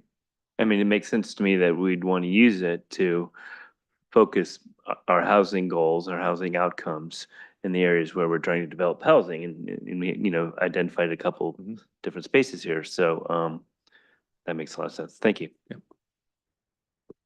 So I actually had I have quite a few questions, clarifying questions. So first, I'm really excited about this. When I got the staff report, I was pretty excited. I was at Jackson's game and saw it on my phone, and then immediately forwarded it to a local architect to kind of, hey, what do you think of this? And then also forwarded it to one of the people that helped craft the original growth management ordinance, and say, hey, when you read this, what jumps out? What, to try to get the feedback.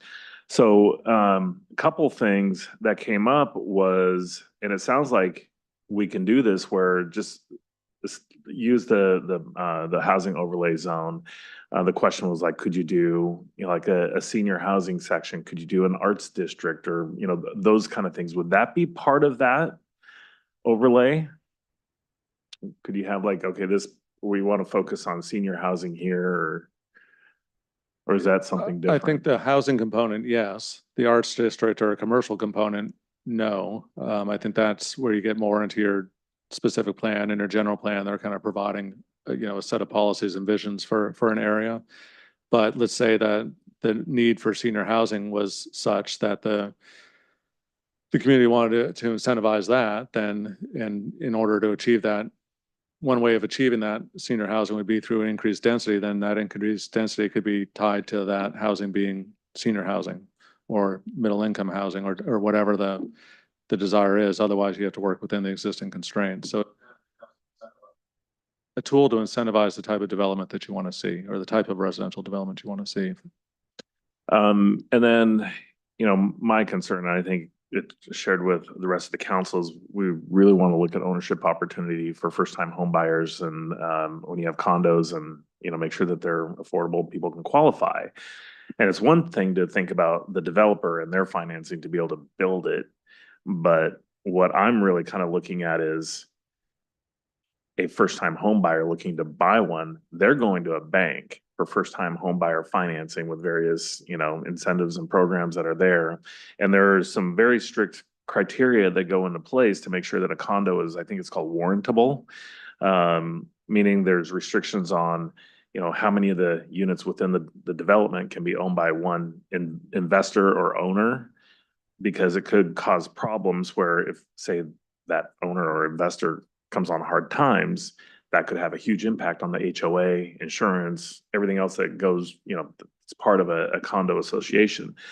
So I guess my question is, in the context of not just, you know, making sure that the developers can build what they need to build based, you know, with financing and whatever, but ensuring that once it's complete and it goes to market, the things like restrictions on how much of it can be, you know, some of the restrictions include, like, you know, no short-term housing, no hotel rooms, no, you know, timeshares, no, like the retail component can't be over a certain amount. So like if we're looking at, for the housing overlay, like something downtown, we obviously want retail on the ground floor.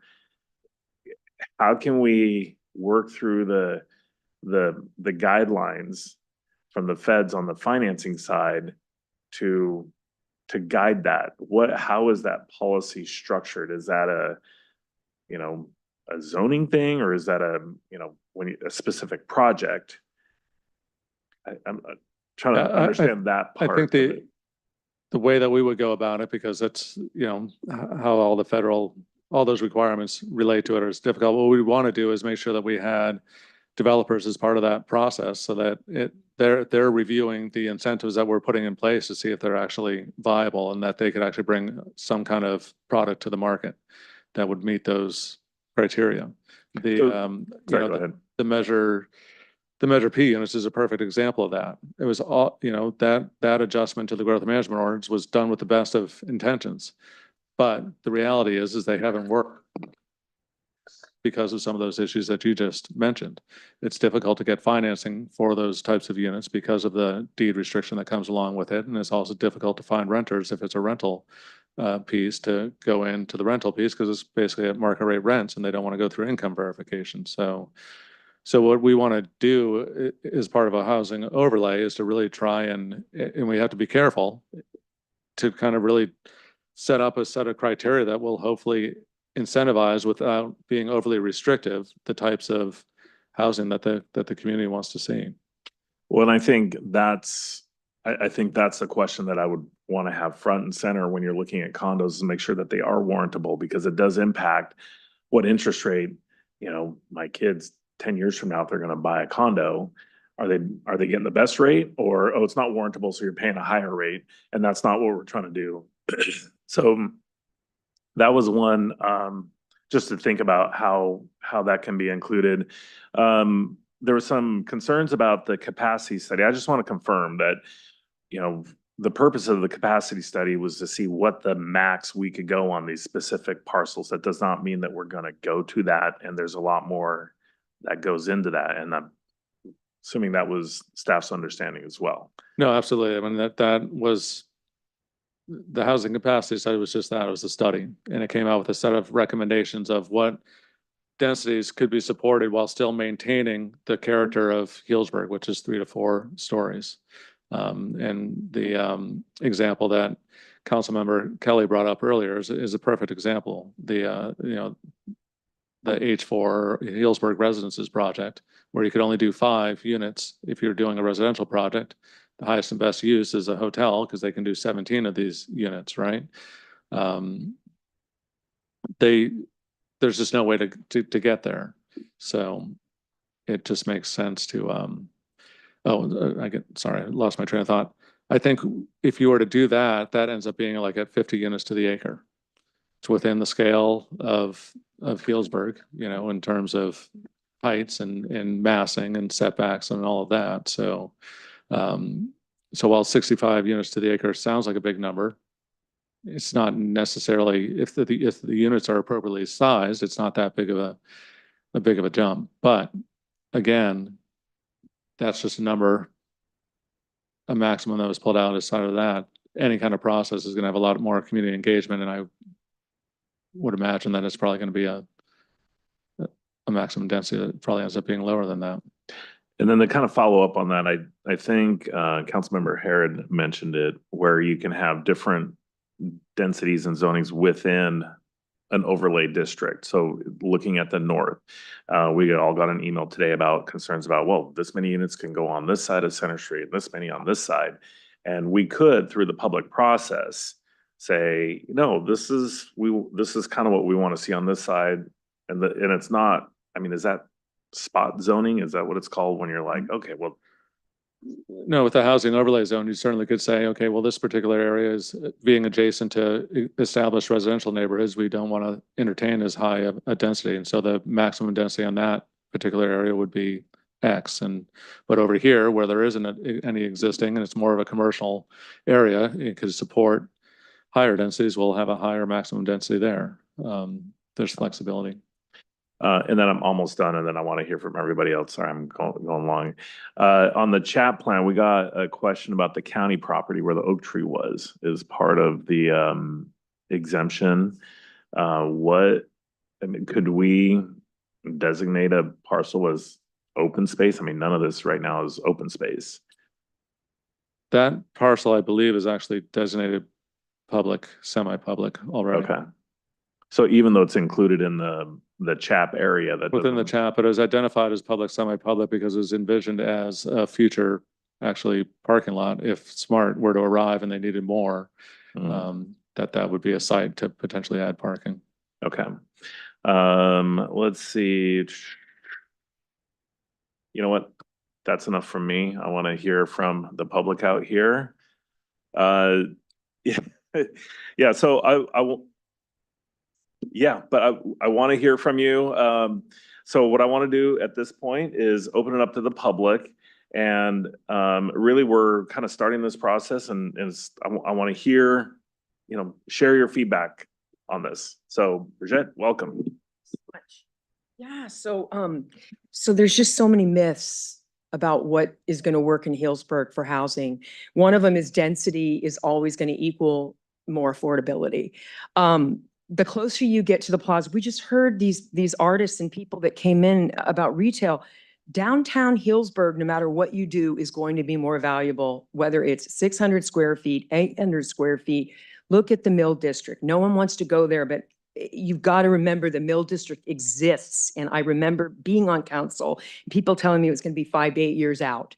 Okay, the CHAP plan was a really good plan. You should read the original one and then what happened to it.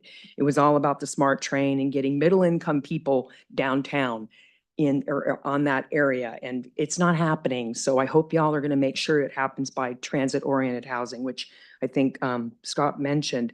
Okay, look, show me affordable by design in this town. Show me what has been created by an inventive, wonderful architect. Show me, because I've talked to architects, one's in the room. I don't really know what you mean by that. And I've asked people in the Bay Area, I've been spending a lot of time in the East Bay. I don't see affordable by design in this town, okay?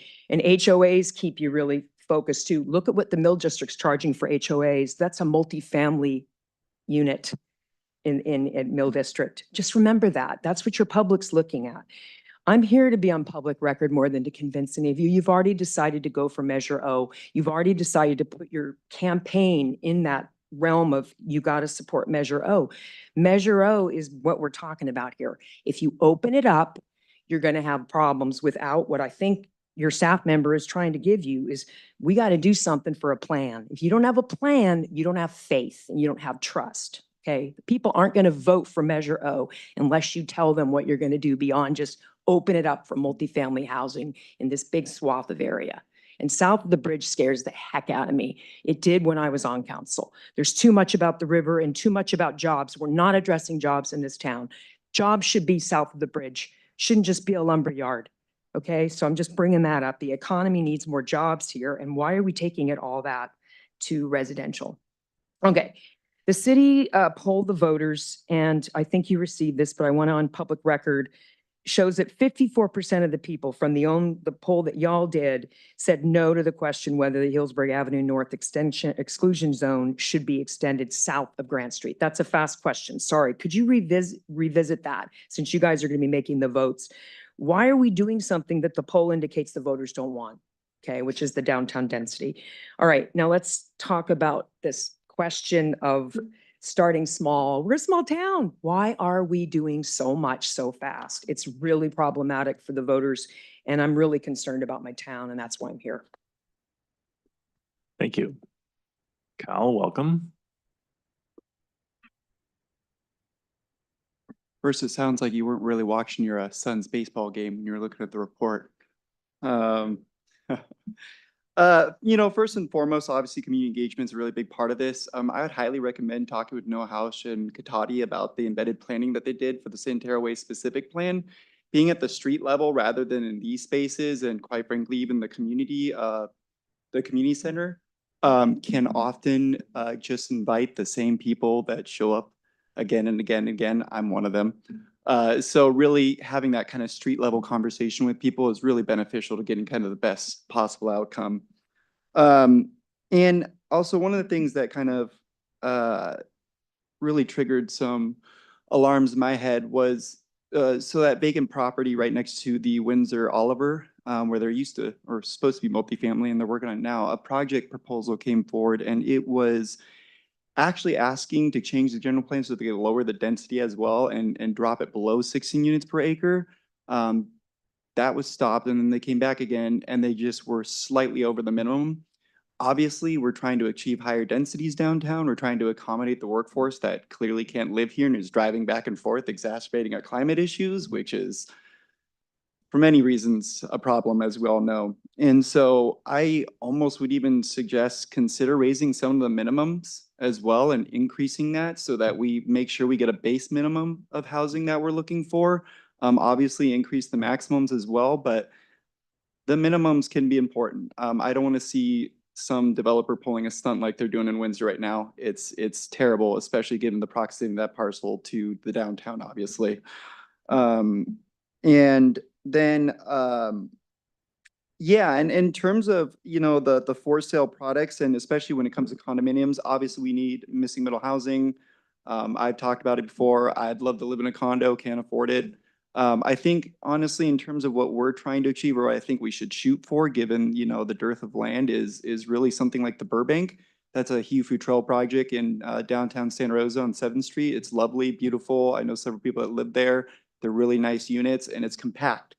It's in a very small space. And so you're really getting your best bang for the buck there. And that's what we should really be trying to encourage and incentivizing. And at the end of the day, I'll just kind of wrap up by saying, yeah, I've said this before and I'll say it again: incentives, incentives, incentives. The more prescriptive we are, the more we're just going to tie developers' hands, and they're going to make it harder. And as much as it would be nice to, for example, have like a specific area with a specific purpose, if we get too prescriptive, I mean, it's just, I've seen it time and time again. They're just not going to come. And so obviously, just doing our best to invite them here is obviously a high priority. So thank you so much. Really appreciate it. Thank you. Anyone else? Welcome. I forgot your first name, sorry. Mark, welcome. Welcome back. Thank you. I'm interested in the parent sequences. The recommendation is the housing overlay zone first, and presumably the CHAP amendment would be second in line to that. And I'm interested in the MTC's community, the transit-oriented community standards, and the fact that that opens the door to funding. And so I'm wondering, is there something out there that we might miss if we don't jump on that opportunity now? I understand the housing overlay is kind of quite clear, and CHAP may be a little more complicated, but I'm wondering whether there's an advantage to putting CHAP in the front position in order to secure more funding down the road? Thanks. Thank you. That's a good question, and we'll answer it after. Jonathan, welcome. It always amazes me that I am colder in this room than anywhere else on a 100-degree day, so. Good evening, everybody, staff and Mayor Hagley and council members. Most of you have said virtually everything I was going to say. There seems to be a great concern about small steps that are being laid out in seeking to lay the groundwork for more housing here in town. Some believe that this hearing and Measure O will enshrine zoning changes into the Healdsburg Planning Code that will somehow destroy the character of our beloved town. That is, of course, not true. There is no zoning modification in Measure O, and this discussion is merely a discussion. It's to encourage developers to build very much needed middle-class housing. I think that given that the Housing Element Work Group, the Climate Mobilization Strategy, the city's DEI plans all call for the expansion of opportunities for more reasonably affordable housing, this discussion is the first step of that process that will, as we've discussed, take a very long time. It should be made clear also that the downtown capacity study was only a study. Thank you. Thank you, Scott, for saying that. It's not a zoning change, because I got some of those emails as well, where there was the assumption that by doing that downtown capacity study, all of a sudden, we were going to have this large density laid on other things. I want to say one thing, and I'm sorry Brigitte is not here, but just because you may consider yourself middle class, you may still not be able to afford a new home that is developed with these contemplated changes, but some people will. Modeling the future of our town should not be based solely on your own circumstances, but we should be looking at the next generations of people who are going to be here, like your children who may want to stay here and in 10, 15, 20 years might want to be buying a home here. So we have to be planning in the future, not in the present. It should also be made clear that this is not about affordable housing. This is about middle-class housing. This is, as was said at the beginning, this is for housing that is for people who do not qualify for affordable housing, but can't afford the current market rate prices of housing in Healdsburg. So I think that's got to be made clear, because I think a lot of people believe that we're looking at lower income housing, which is not what Measure O is about, and it's not really what we're talking about for this. The process is going to take many, many years. And I hope that those who are expressing their upset about this will participate in a constructive way and share their ideas on how to house more folks here in town. Because I hear a lot of complaining, but I don't hear those people coming forward with any other ideas for how to do this. It's an incredibly complicated process that takes many years. So I'm hoping that they will participate in a constructive way as we move forward. So thank you very much. Thank you. Marilyn, welcome.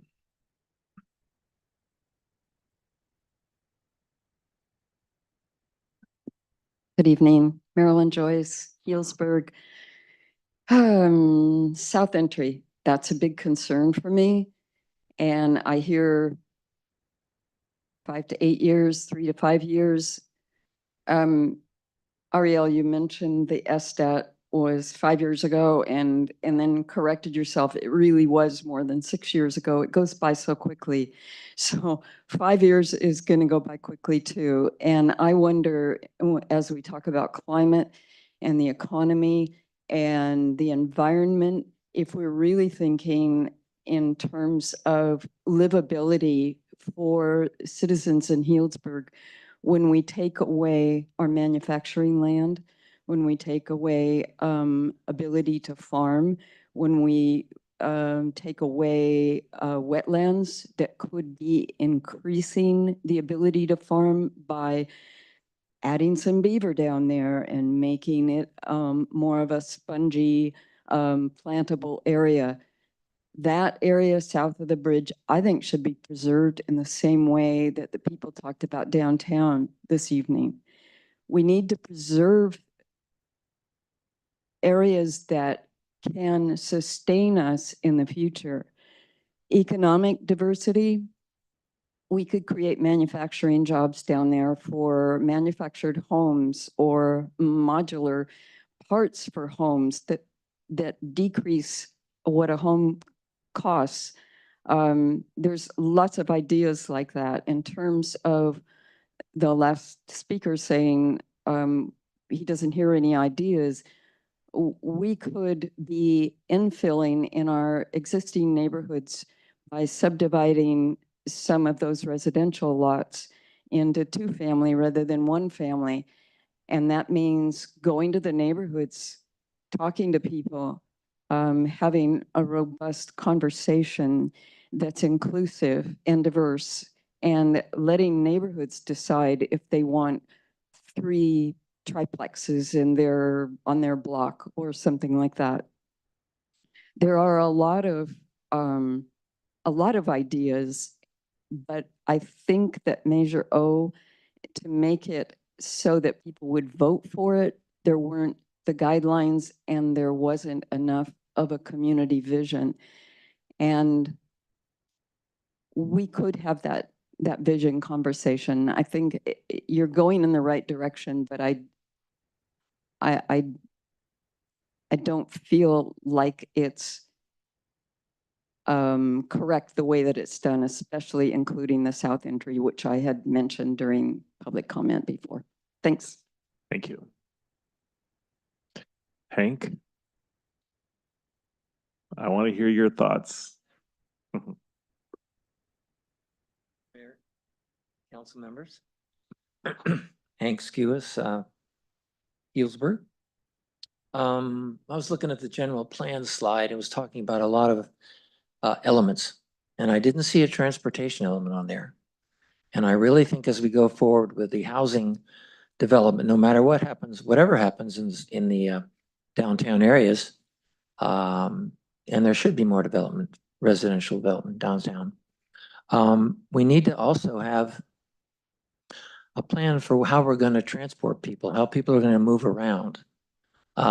Presumably every one of those units that's built is going to come with at least 1 car. And if you add hundreds of cars over a period of time to the downtown, it's going to be, I think, a problem. It's going to be much more air pollution. There's going to be much more just gridlock. I think there's going to be a lot more frustration.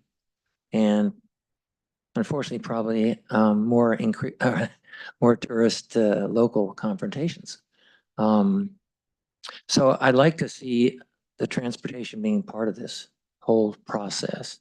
And with a smart train coming, it makes sense to me that we start planning for a system that will dovetail with the train and will allow people to take the bus to the train station and take it home from the train station, rather than having a long line of cars waiting on Harmon Street, which really won't work, to pick up or drop off people.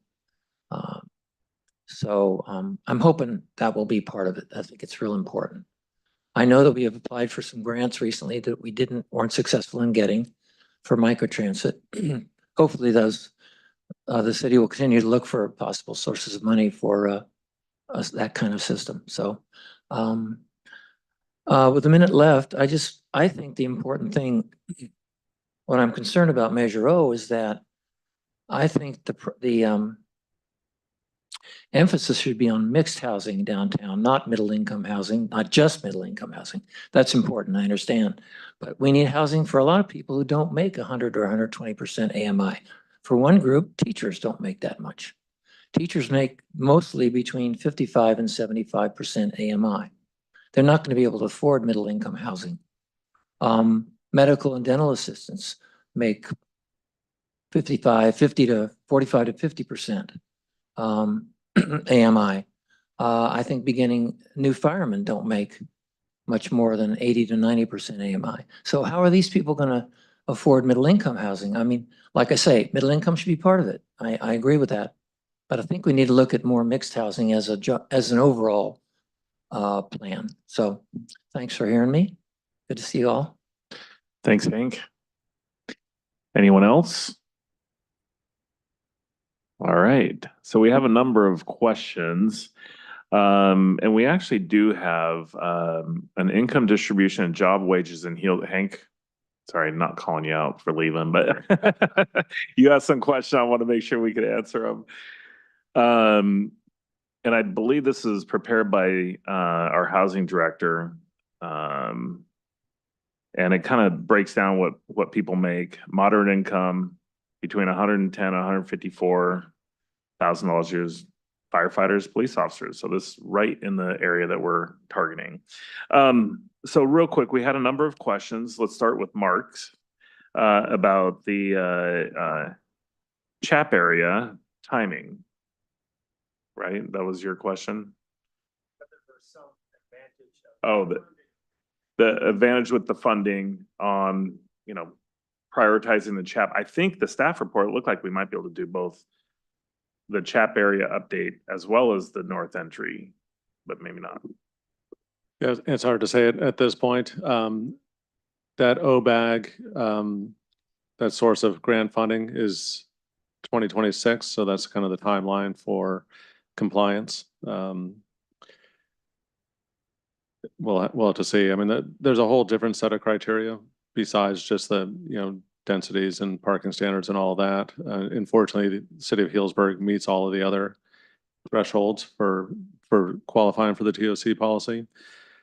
That policy hasn't been fully adopted yet, and there is a potential that, you know, there could be some leniency, perhaps if you meet 80% of the criteria, for example. We just don't know. I know that they've gotten a lot of feedback from jurisdictions outside the Inner Bay area, because they're all going to have the same challenge with the meeting the minimum and maximum densities that are in that policy.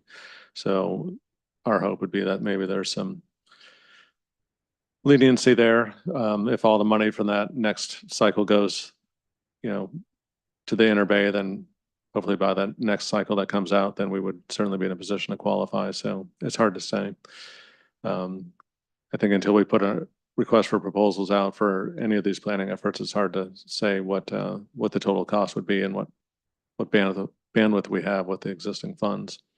One question that came up was related to transportation, specifically, I think Hank mentioned it and a couple others, but can you talk a little bit about the grant funding that we just got for Saggio Hills, the $21 million, because that included some transportation infrastructure funding as well, I believe. Wasn't there some like electric shuttles that were part of that?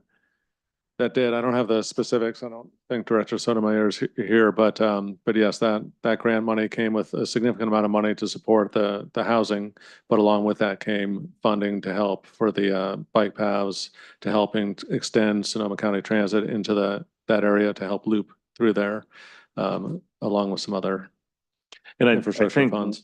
One of the things that we want to highlight is the fact that the areas that we're kind of focused on are along the transportation corridor. We're right along the bike path. Healdsburg Avenue is getting improvement from Powell Avenue North. The CHAP area, the whole point is you've got, you know, the SMART train in that half area or the half mile area around it gets additional bonuses for grant funding to support a lot of the things that we're chasing.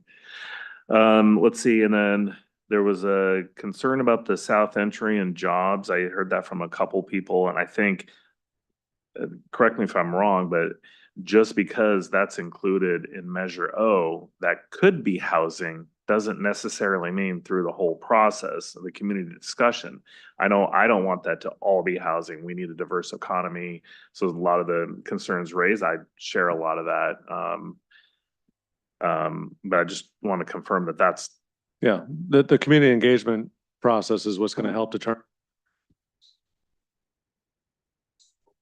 that we need to protect a good chunk of that industrial land, because that is an important part of our overall economic and job base. So it's really looking at what's the best balance of uses for that area. And I think it's important to note that it is within our urban growth boundary. Like that is the area that is designated. We're not trying to go outside the urban growth boundary. We're trying to be smart with what we have. And when you think of that half mile radius from the SMART train, you're really looking at an area that really promotes people being able to walk and bike and all over. So, all right.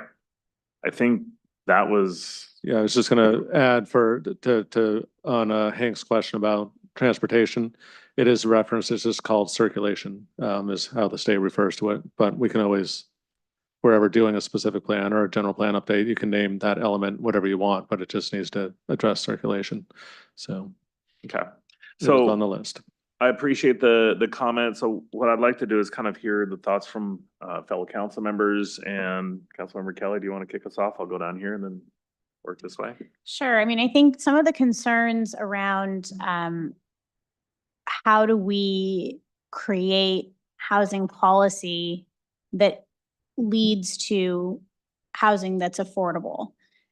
We as a city are putting a lot of wheels in motion around deed restricted affordable housing for our low income workforce. And I think, to be clear, I think that's what we must do because, as was mentioned earlier, in 1982, this city made a decision. We were always an agricultural community. We've always had farm workers here. But we knew that going into tourism and focusing on tourism and hospitality was going to lead to a lot of low wage jobs that make it unaffordable to afford market rate housing in this day and age. And so I think we are living that value already with the creation of so much deed restricted low, very low income. I mean, we are already on track to meet our next RHNA cycle, the regional housing needs allocation, our state mandate of how many affordable units we have to build. And we are continuing to kind of move those projects forward with the announcement of the $21 million grant for the 48 units of housing at Saggio Hills.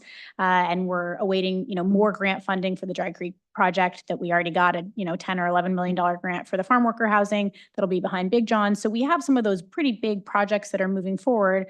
And I think where I see the opportunity in this, and I think also the concern is around, as you get to land that's more expensive, that's closer to downtown, you see a higher demand and potentially more expensive housing that's, market rate.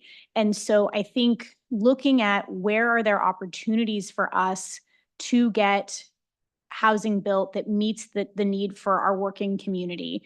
And I know the word workforce is a tricky one, so I'm trying to be, mindful of that. We have this great report that Stephen Sotomayor shared that really talks about what are the incomes of the workforce in Healdsburg, and it's varied. I mean, we have people, unfortunately, we have people working in our community, working 1 or 2 jobs, not making ends meet, and are at the 40% of the area median income. We also have, 30+% of our working population that is, very well situated to be able to purchase a first-time home in any other city in this region. Just we aren't producing housing that is at that, that range of $500,000 to $1.1 million to be able to get into a purchased home. And I think that's really, where we could be making a greater effort, because we know luxury housing exists, right? We've heard kind of where we're seeing those things pop up around town, and we're not really worried about trying to create more of it. I've heard pretty clearly from my colleagues, the goal of this is clear. We don't want to create more luxury housing or housing that's not affordable for our residents here. I also think there's a pretty big opportunity for residents who own homes. My favorite thing to do in this town is to go to the Rotary Club meeting and ask people who bought their home for under $100,000 in this town, and everybody's hand goes up, and whose home is valued at well above that now, and everybody's hand is still up. That for those people to be able to downsize and move into smaller units that would be easier to maintain, less lawn to mow, less, maintenance to do, have the HOA pay for it. I mean, I think that's what everybody's dream is to have less headache the older you get. And so I think that we're looking at a variety of housing options to meet both for our, entry level families who want to purchase their first home, or, yes, we did look at AMIs of our teachers, of our workers in the city, of healthcare workers. We're really looking at those incomes and measuring where do they fit into the ecosystem of housing. Because, right, it's a system, and you hope that you start at one point and then you can kind of graduate. And we also heard that pretty loud and clear during the Encuentros, during the DEI planning effort, about so many people who are in our community who are living in deed restricted affordable rental housing and are ready to graduate and move up the economic ladder of prosperity. And there's nowhere to graduate to, because we haven't created that pathway to housing prosperity for them. And so I think, we've seen some different projects and some different components. I look at this as, I think we can and should be doing all of it. across, the north and south end of town. I think the reality is we can't do all of it at once. And so we probably need to be prioritizing, where we want to put our planning efforts. I know everybody thinks Scott has this huge department of like 100 workers that are back there all doing planning efforts. But the reality is there's, like a very small handful of people who are doing amazing work. But we really need to be clear about what are our priorities so we can start to, move the ball forward. So I think for me, I'd like to see us look at the housing overlay for the north end of town, because I do see that as more of there's land that's more affordable to purchase or develop. There are some sites that are certainly underdeveloped. There's nothing there on some of them, or some that are underutilized that are kind of waiting for the next opportunity. And we've already seen, some projects and proposals that could make sense. And I also think along that corridor, there are a variety of different sites. So for example, what would make sense, between 7-Eleven and the fire station, where everything is pretty small scale and kind of historic and look 2 stories or below, what would make sense in that area is very different than what would maybe happen at Tip Top Liquor, where you already have a 4-story hotel next door and Big John's and the freeway right there, and the Dry Creek Road project, which has already been designed and approved for 155 Dry Creek Road. That the context of what would be potentially built there and the zoning there would probably be very different than what would get built between the fire station and 7-Eleven, or what would be zoned for. So I think that's an area where I see some opportunity for short-term gains, but not anything that is, drastic or that's going to really change the character of our town. I think if anything, it would be, some infill sites that could allow for the creation of more housing and at a greater density than maybe what we're seeing now. I think the area in and around downtown, to me, that seems like such a great area for people to be able to live and have kind of that vibrant, walk out the front door and go to a great restaurant, or walk to the plaza and listen to music, and to not change the character of downtown. And I just have like a really hard time knowing that over the course of the next generation of what's going to get built downtown, it would make so much sense to have housing over commercial, to when you're rebuilding some of these, areas where you already have retail on the ground floor, to have housing to be able to be built above. We know our community doesn't want more hotels. I mean, that has been so loud and clear, but right now our policies don't allow for housing to get built there. And so I don't really know, I don't see anything changing unless we change that zoning. We did recently see that project on Healdsburg Avenue. I don't want to vilify these folks who, they're doing exactly what our planning efforts tell them to do. We have zoning, we have the GMO, and they said, okay, we want to take this kind of abandoned warehousey building and we want to build housing over an art gallery. What can we build? And we say to them, based on our zoning, you can build 2 units.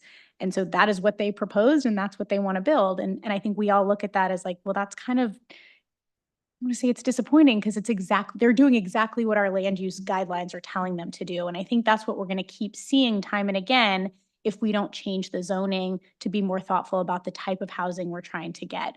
And I know I'm not trying to speak for my colleagues, but I don't think we want more luxury penthouses. And I don't think we need them. I mean, I just don't see that in the mix of housing needs that we're seeing.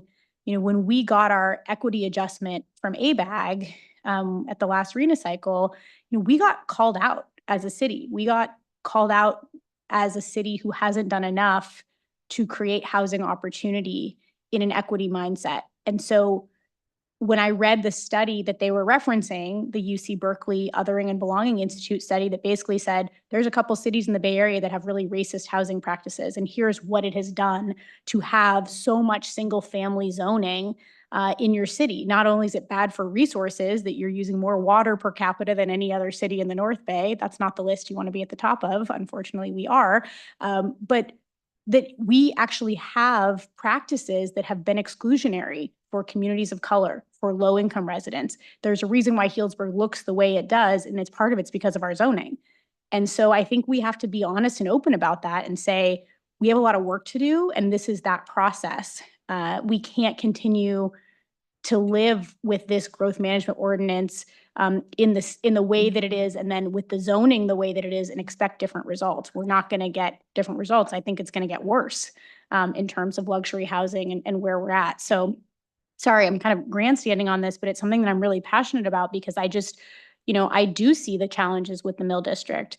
It's a beautiful it's a beautiful development. I think the architects did a great job. I'm not trying to vilify those folks, but it exists because of the growth management ordinance. I mean, that project is going to take a decade to build, and they're sitting on it for a decade because of the growth management ordinance. And so I don't really understand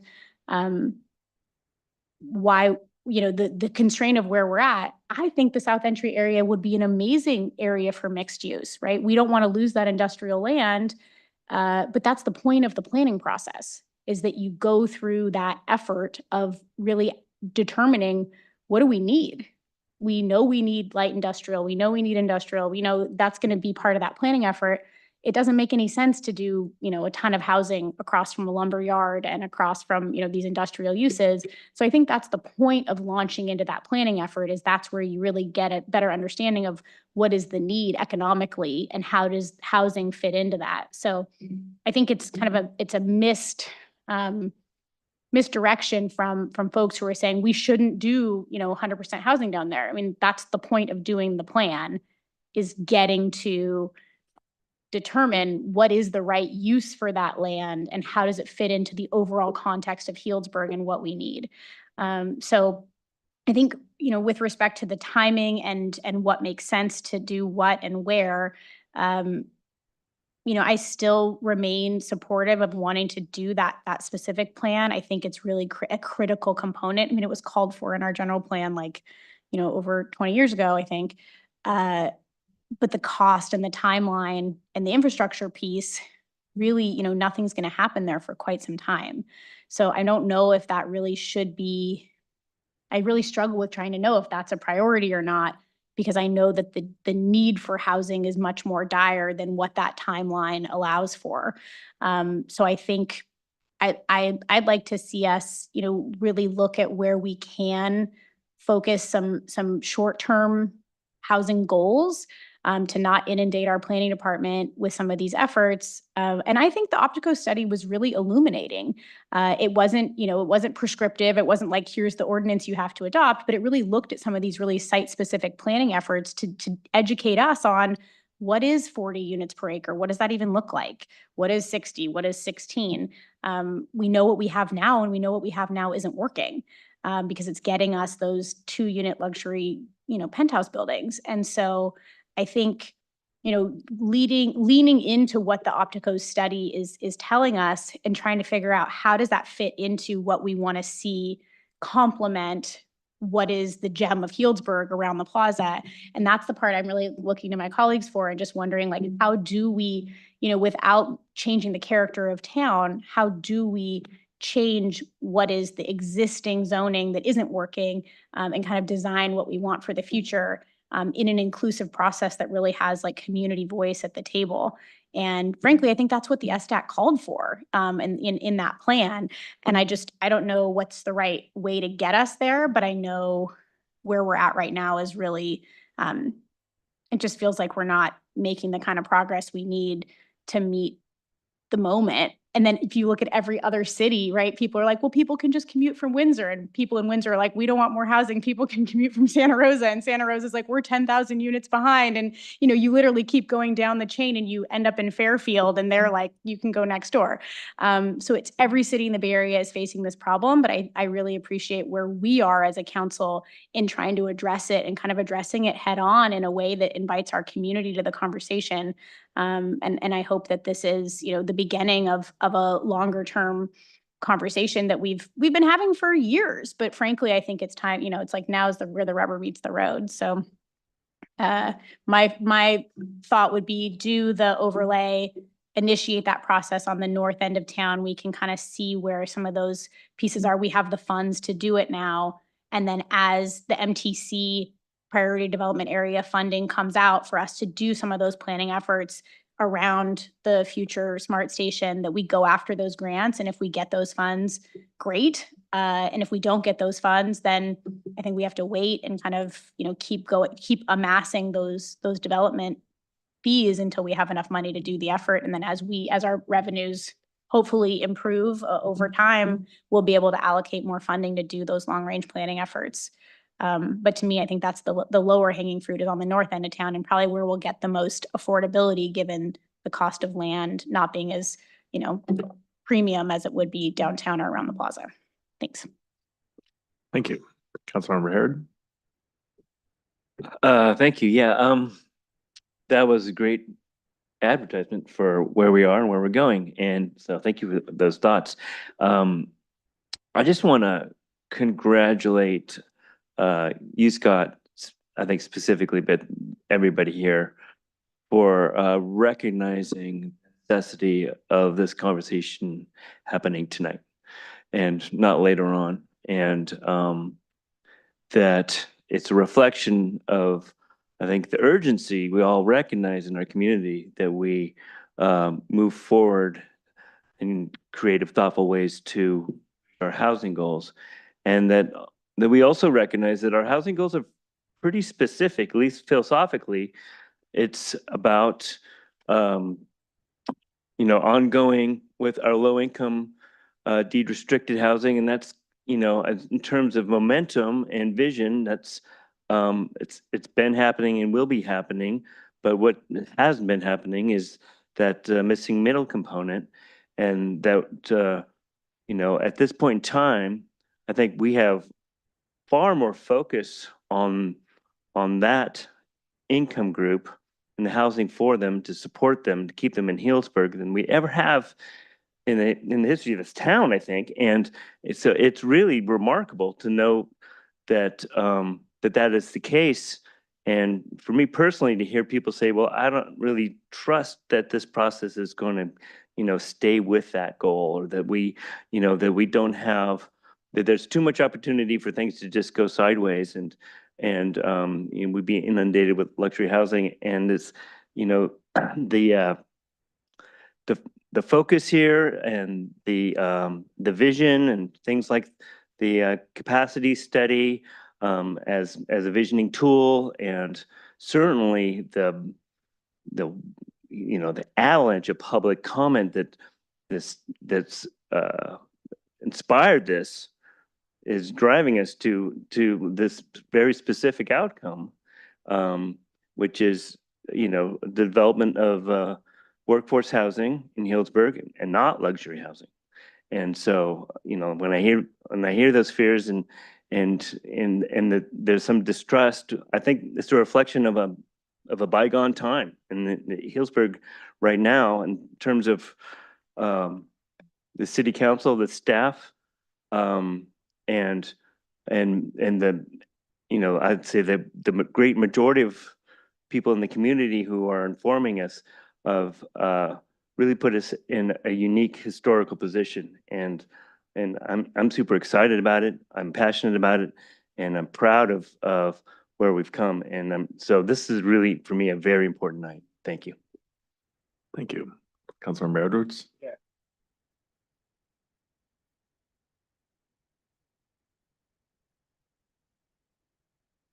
Last Wednesday, that we're approaching 25% of our residents of seniors.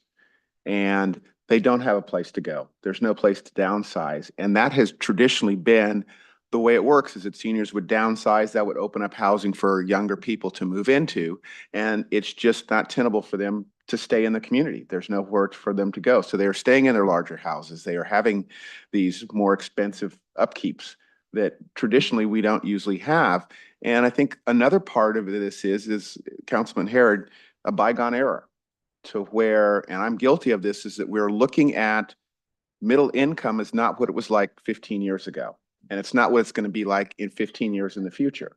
And if we keep looking at that as a dollar sign rather than a group of people working, I think that's going to hold us up, because that's always moving as prices go up, salaries go up. And so eventually middle income might be $300,000 a year. So we have to be aware of that when we're planning for the future and what we're looking at. And I think we forget that we have inclusionary housing also. As whatever the Mill District is, we have the Randall.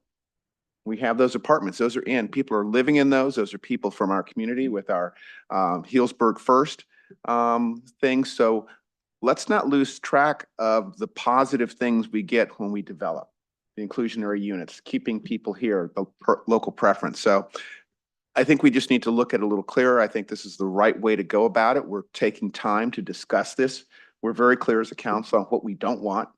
And we are saying that out. We're not saying, well, maybe we can have more expensive. No, we are really focused on a specific group that we want to house in Healdsburg to give them opportunities. And when you talk about DEI, the way that wealth is built in this country is home ownership. It is not rental. And that is really necessary to give people a leg up, to give them the opportunity. And that is what we cannot overlook. Thank you. I really appreciate, first, the public comment, the emails that we've gotten this entire process. We've been getting a lot of feedback and, concerns, which I want to hear them. I think this council has shown that we're very open to listening to the community. And I mean, I've been on council almost 8 years now, and I'm very proud of everything that we've accomplished related to housing. And I'm not just saying we as a council, but our city staff has been above and beyond in terms of what we've been able to do with such a small city, to be able to get some of the grant funding that we've been able to do. At the same time, do some of the water projects that we've been able to do. That is a collective effort. That's not just one or two of us up here. That's a collective effort that we've been able to do. And so when you talk about bygone era, I don't see that being this council in terms of our approach to what we're trying to do. I'm really excited about the future, and as the community vision comes together, should Measure O pass, on the opportunities of what can be done for our community. To steal a quote from Jim Hyde, I went to one of his design dialogues and he had a phrase, build community, not commodity. And it's all about focusing on walkability, that sense of place, all of that. I think for me is how I am looking at this. And when I saw the staff report, I mentioned I was excited to see the housing overlay portion. I think when you're talking about that narrow strip from the community center down to North Street, that, and being able to focus on that in a very intentional way, I think to me, that's really exciting. The fact that we can have different zones, you mentioned up by Tip Top. That's a completely different feel at Dry Creek and Healdsburg Avenue than further south. And I like the idea that we can have those conversations and really communicate to the community as part of that discussion on what that looks like, because we also have the Healdsburg Avenue improvement project from Powell Avenue all the way north. That's also going to help improve people getting around safely versus when, Charlotte was learning how to ride the bike and there's utility poles in the middle of the sidewalk. I mean, it's not a comfortable thing to ride from Parkland Farms down to the plaza. And I'm excited for maybe her kid someday having a protected bike lane, and the accessibility of that to me is exciting. I'm also excited about when I got through the housing, the overlay, which was exciting enough then to look at the chat plan. And, there's a lot of community input and work that went into that back in 2019. And you're absolutely right. That is due for an update in the context of today. We have the smart station locations set. The grant funding opportunities are out there. Our staff has been above and beyond in terms of what you've been able to do to access these grant fundings to really make the quality of life in Healdsburg better for people that live here. And so I'm excited to see that, especially when you're looking at this the half mile kind of radius. I think it was talked about in Plan Bay area and some of the funding sources that are available. To me, that's exciting because there's, the funding may not be here now, but we saw with the Healdsburg Avenue Improvement Project, if we target the plan and start that planning process, we're ready when the funding becomes available. And we've been really good as a city to get ourselves in a position to be able to be ready to pounce when funding is available. So to me, this is, the bygone era, I don't think was quite where we have gotten to today, where we have a lot of community input, plans, thought goes into it on how we want to approach things. It's a very public process. So I'm really excited about that. The other thing is that I think it was in the staff report where at one point we had, I think 25% of our workforce lived and worked in Healdsburg. And then I think we're down to like 20 or 15%, something. Yeah. And our goal is to get 30%. And when you're looking at just the transportation improvements with the SMART train coming to town, the Foss Creek Trail being completed, Healdsburg Avenue corridor, the quality of life that my kids are going to experience in Healdsburg and the level of community and connectivity, which isn't just sidewalks to me, that's communities coming together. That's another thing that really gets me excited. And then when you think about, I know a lot of people are stressed out and anxious about, oh, what about the South Entry area? I can guarantee you, as long as I'm sitting in this seat, I'm going to be very conscious about that South area, make sure that we get the community input so that it is best for the long-term health of Healdsburg, both economically and from a housing standpoint. But then there's some fun things I think about where, you could have an opportunity where, this goes back to the discussions on some of the development around the river and what the county's doing, what our plan is. Do you remember the discussion about, oh, there needs to be an electric shuttle and how do we get people from buying single-use floaties and then they just throw them out when they get to the end? There's an opportunity here with some development that could be very, very welcoming to our community where, if you're a visitor, you can come up on the SMART train, go have lunch or whatever in town, float down the river, an electric shuttle picks you up from Wooler Bridge and brings you back on a floaty that somebody else can use. I mean, it's just little things like that that I think, like, in the context of how I lived my life and, our summer here in Healdsburg and how it's been, there's a lot of exciting things that I look at this. And when I think about Measure O and the possibilities that it opens up for our community, that is going to make people's lives better, I get excited about it. So this is the very first stop. Yeah, absolutely. I just want to wrap up and I just want to say, we had a few community members here. Really important. I appreciate the feedback from people, but this is a long process. I can just tell you that as long as I'm sitting in this seat, the community input is going to be important.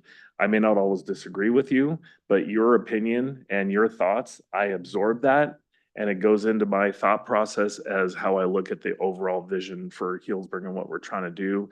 And if we're focusing on the housing overlay piece, I want to hear the concerns and the feedback and how do we get that to a positive place? So, Councilmember Kelly.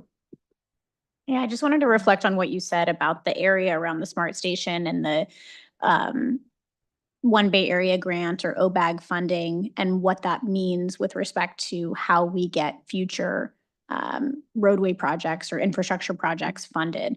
We have been, Larry Zimmer and our public works team has been really smart around how do we apply for grants. As our representative on SCTA, we sit there and look at the funding criteria and the projects and what cities are getting allocated what funding from what sources. And so we got this presentation from the Metropolitan Transportation Commission about these new rules that are still, the sausage is still being made, but they're asking cities to get ready because, buckle up because it's about to get bumpy.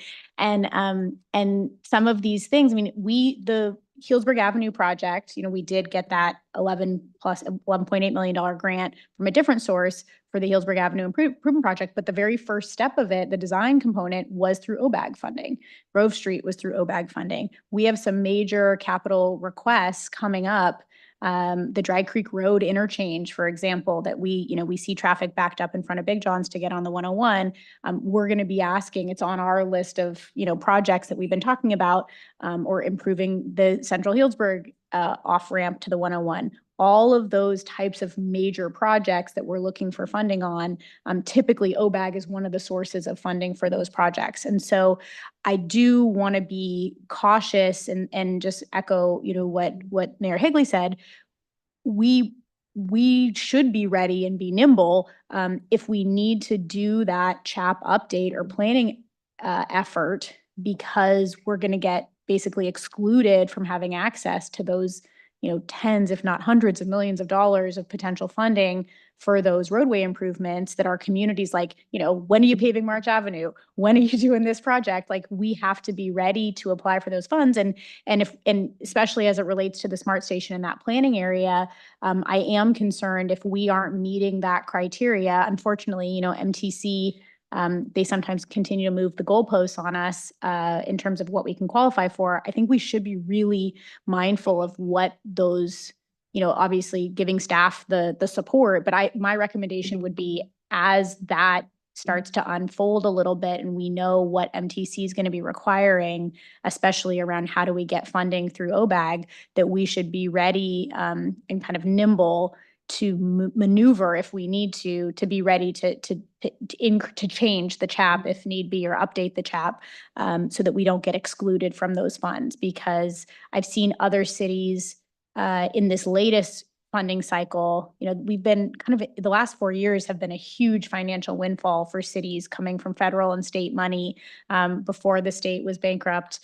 We had a lot of money a few years ago, and so there were a lot of projects getting funded. And same thing with the Inflation Reduction Act and some of these major infrastructure improvement measures that came out of the federal government. We've been receiving a lot of money in the last few years, and should that continue forward, I want to make sure that we are positioning ourselves as well as possible to go out and receive those funds, because I've seen some of our neighboring cities really get caught flat-footed, and they have completely been unable. I mean, on the one hand, it was really good for Healdsburg because we were able to maneuver and bring in more money, outsized shares of funding for those projects than other cities. But I don't want us to kind of paint ourselves into a corner where we're not ready and acting nimbly to go out and get those funds, should that criteria be solidified. So that would probably be my only cautionary tale, is like, I do think we should focus on North Healdsburg Avenue for all the reasons that Mayor Higley mentioned, also around, I forgot, talking about housing in conjunction with those protected bike lanes and trees that are already going to be, part of the planning effort, trees that are already funded, trees that we can work in partnership with Green Healdsburg and Climate Action Healdsburg on what kind of trees should we select that are, the right kind of trees, that those can get planted. And that's really, I think, the seeds that will lead to those families who are going to live up there and seniors who are going to live up there who get to walk and bike on that amazing new boulevard. So I just think that area around the CHAP is one that we should be mindful that we don't want to get ourselves kind of caught flat-footed when that call for how do we position ourselves as best as possible to go out and get those funds. Thanks. Thank you. So, City Manager, do you have kind of our feedback? And We do. Scott, do you have any questions for us, or? I don't. Thank you. Okay. Well, that was a longer item than I anticipated, but I think it was really valuable to kind of clarify some things. And so I appreciate everybody's patience and participation in that. All right, next up is item 9B, establish municipal recycled water rates for fiscal year 2024-25 through 29 and 30. Patrick, welcome.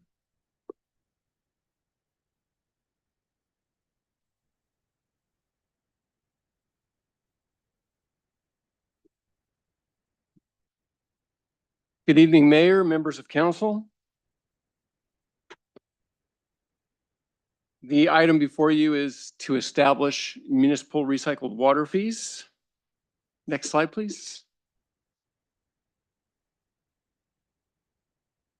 The recommended council action is to adopt a resolution establishing a municipal recycled water meter fee of $371.90 per meter per month, establishing a municipal recycled water volumetric usage fee of $5.66 per 100 cubic feet, and establishing annual adjustments to the municipal recycled water fee based on January 20 cities average construction cost index published by the Engineering News Record to take effect in July.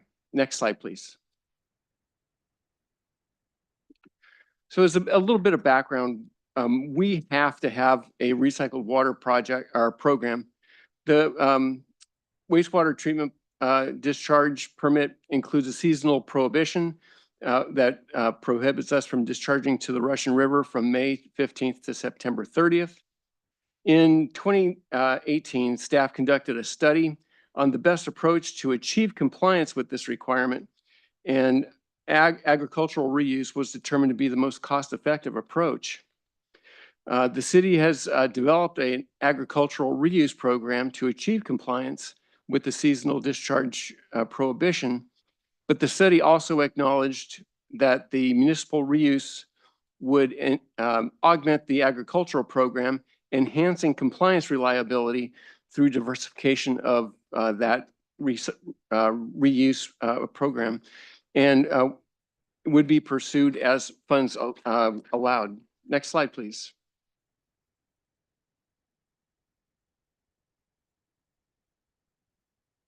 So the discharge prohibition compliance through the agricultural reuse program has been successful. We've been able to achieve compliance since 2021. Now, if you recall, there was a little bit of a water shortage in 2021 as well, a significant drought. And we did apply for some grants with the idea that a municipal recycled water program would help reduce demands on our potable and potentially potable water supplies. In 2022, the city was awarded $7.1 million to design and construct a municipal recycled water pipeline project.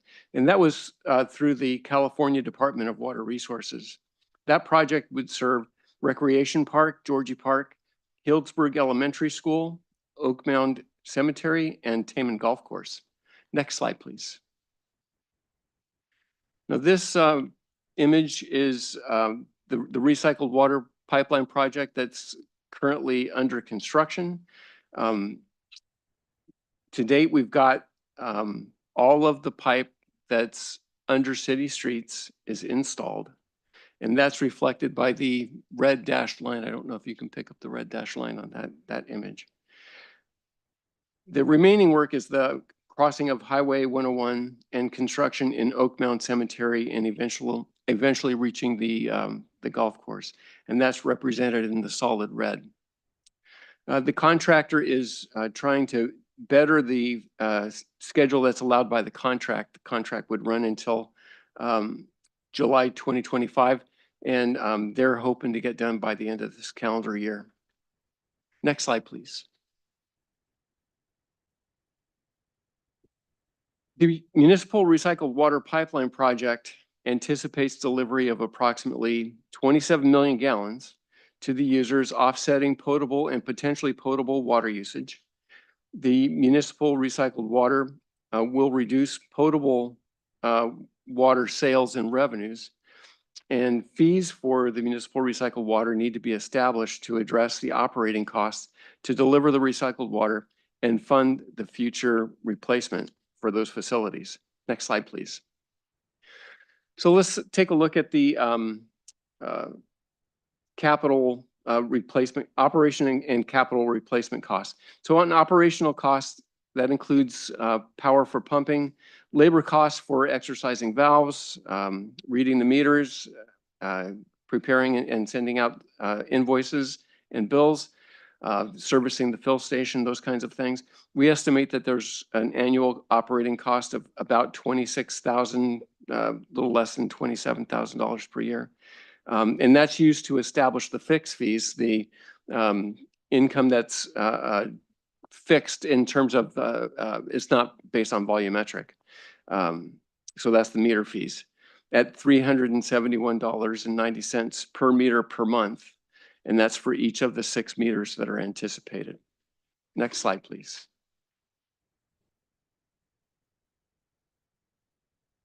So the capital replacement costs is estimated at 5.31 million in present day dollars. And that's based on the midpoint of the bids that we recently opened for this particular project. The annualized replacement cost is based on inflating the project or the costs over the 50-year period by 3%, and then taking that future value and developing a uniform annual series based on, again, 3%. The annualized capital replacement cost is estimated at $204,356 per year, and that works out for our 27 million gallons estimated usage, $5.66 per 100 cubic feet. Next slide, please. So the meter fees, they apply to all users. Volumetric usage fees apply to all but Taman Golf Course. The lease agreement with the Taman Group stipulates that water for irrigation is provided by the city at no cost. Oak Mound Cemetery will receive a 50% discount on municipal recycled water fees as a condition of granting a public utility easement for the recycled pipeline. And that's how we reach the Taman Golf Course. The recycled water fees do not fall under Proposition 218 requirements, as the users have alternatives. They can use the public potable water. Municipal recycled water fees are akin to a service fee rather than a utility rate, making Proposition 218 not applicable. Next slide, please. So the initial fee estimates were prepared in February of 2024. As time marches on, the cost of things changes, and we're linking these costs to the ENR 20 Cities Average Construction Cost Index. And it's a widely used and accepted index. And the way that the calculation is performed for the updated fee, you take the previous fee, multiply that by the new index divided by the old index. Updated fees would be based on the January construction cost index and applied to the July 1st to June 30th time period. Next slide, please. So the fiscal impacts, approximately 8.5 million gallons will be removed from water sales. Taman Golf Course, per the lease agreement, receives water for irrigation at no cost already. Oak Mound Cemetery will receive a 50% discount for the first 5 years per the PUE agreement. The anticipated recycled water revenue is estimated at $77,500 for the first year. Years 2 to 5 would be similar. And then when the 5-year discount for the Oak Mound Cemetery expires, we're expecting approximately $90,000 from year 6 and beyond. The anticipated reduction in the potable water revenue is approximately $136,500, and that's based on historical usage. So the net impact of switching to the municipal recycled water program is a revenue reduction to the water fund of approximately $59,000 for year 1. And in years 6 and beyond, it drops to $47,000, but it's still a reduction in the revenues to that the water fund. Next slide, please. So certainly there must be some benefit to the project, or we would not be moving forward with it. So let's talk about those for a moment. The additional 27 million gallons of potable and potentially potable water will be available for future, current and future customers. So that water would be available for sale at some point. And it's currently now just being thrown on the ground, so it's available for a higher use. The recycled water tends to be more drought resilient than surface water sources, and that was abundantly clear in 2021. And then lastly, the reduction in demand on the potable water system leaves more of this water available for customers, particularly during surface water scarcity. Next slide, please. So I'm circling back around to the recommended council action of adopting the recycled water meter fee, the recycled water volumetric usage fee, and the approach that we have for making the annual adjustments to those fees.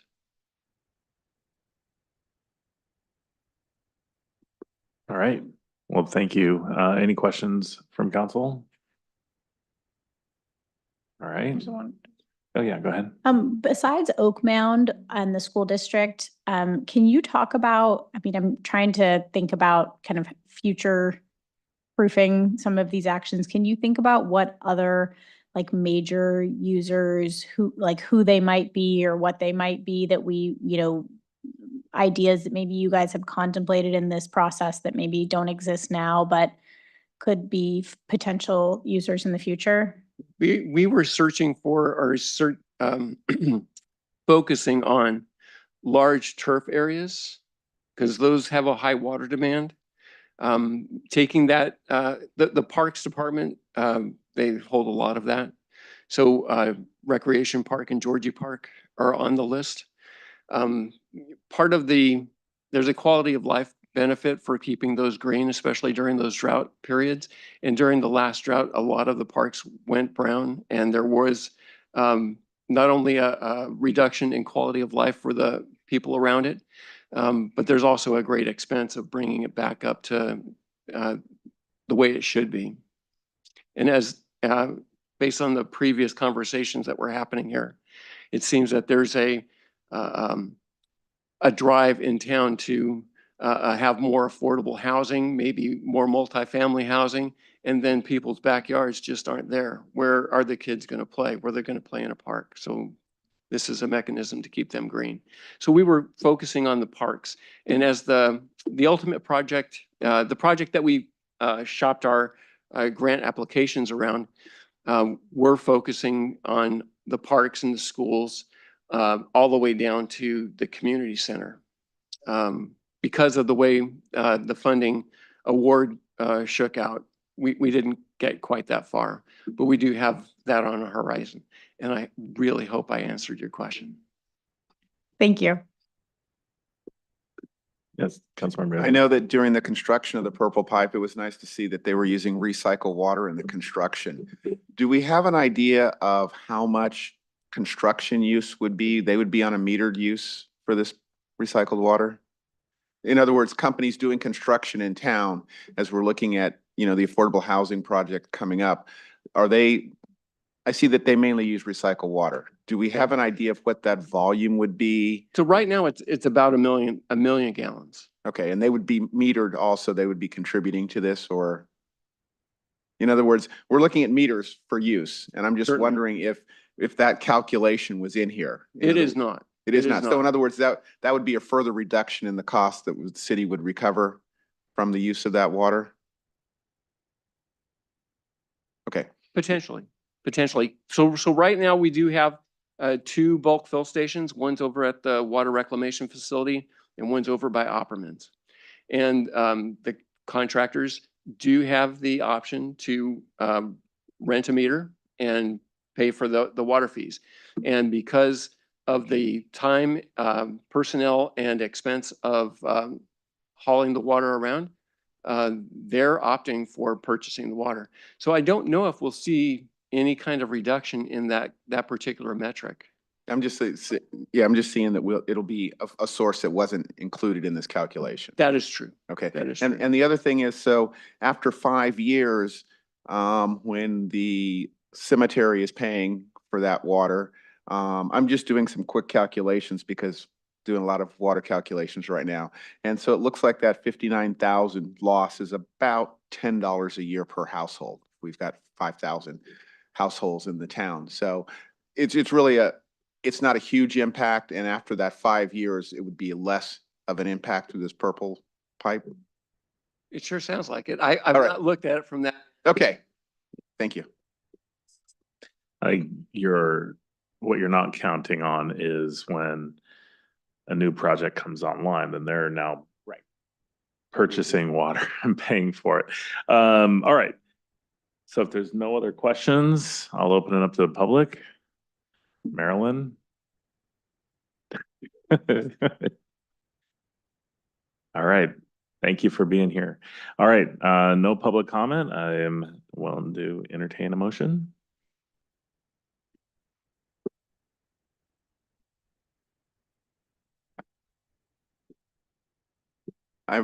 Make a recommendation that we adopt a resolution establishing the meter and volumetric usage fees for municipal recycled water.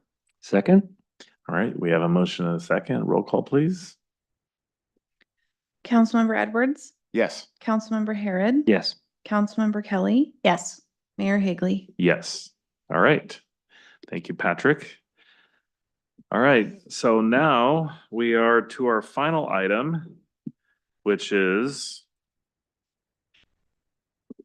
let's see, council reports on matters of interest occurring since the previous regular meeting and expense reimbursement reports. Who would like to start on this one? I'll start.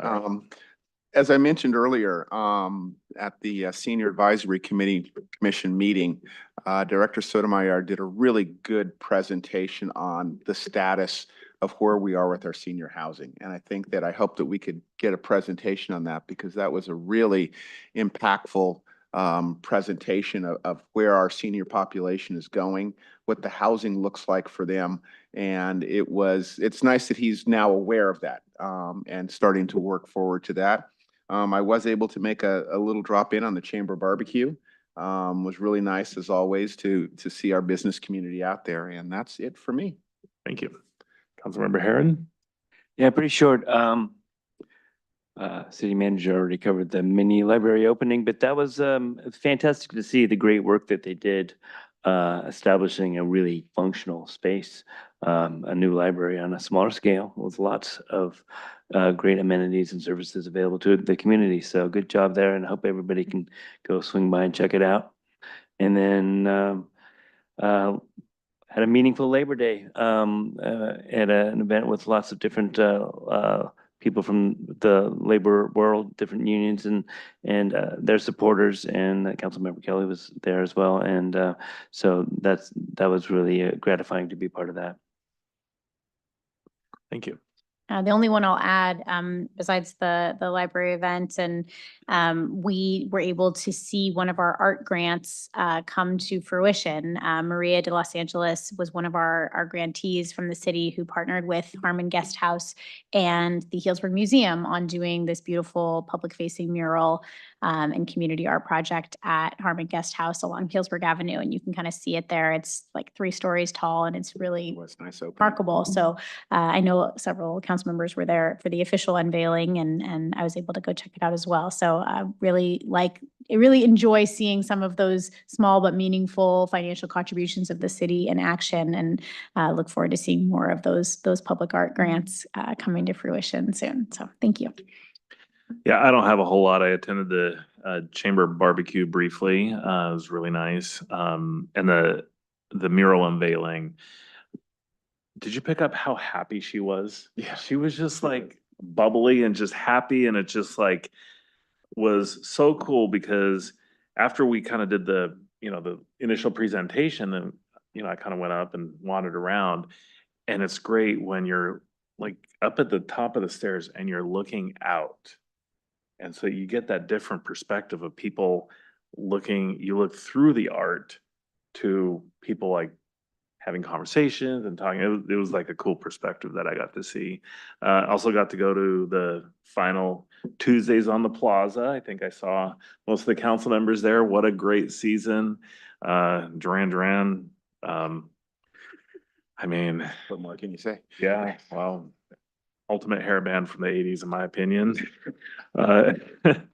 And then I also had a fun thing where last year you couldn't make it, so I stood in for you, was the awards for, they did a weightlifting competition at the Healdsburg Gym, World Gym. And man, seeing these athletes just compete, and it's all different ages, shapes, sizes, everything. And to see them based on its body weight and the weight, and it's incredible what they were doing. And you know, all the training they put in. And so that was fun. So that's all I have. And so it's 10 to 9. If there's nothing else, we'll adjourn the meeting. Thank you.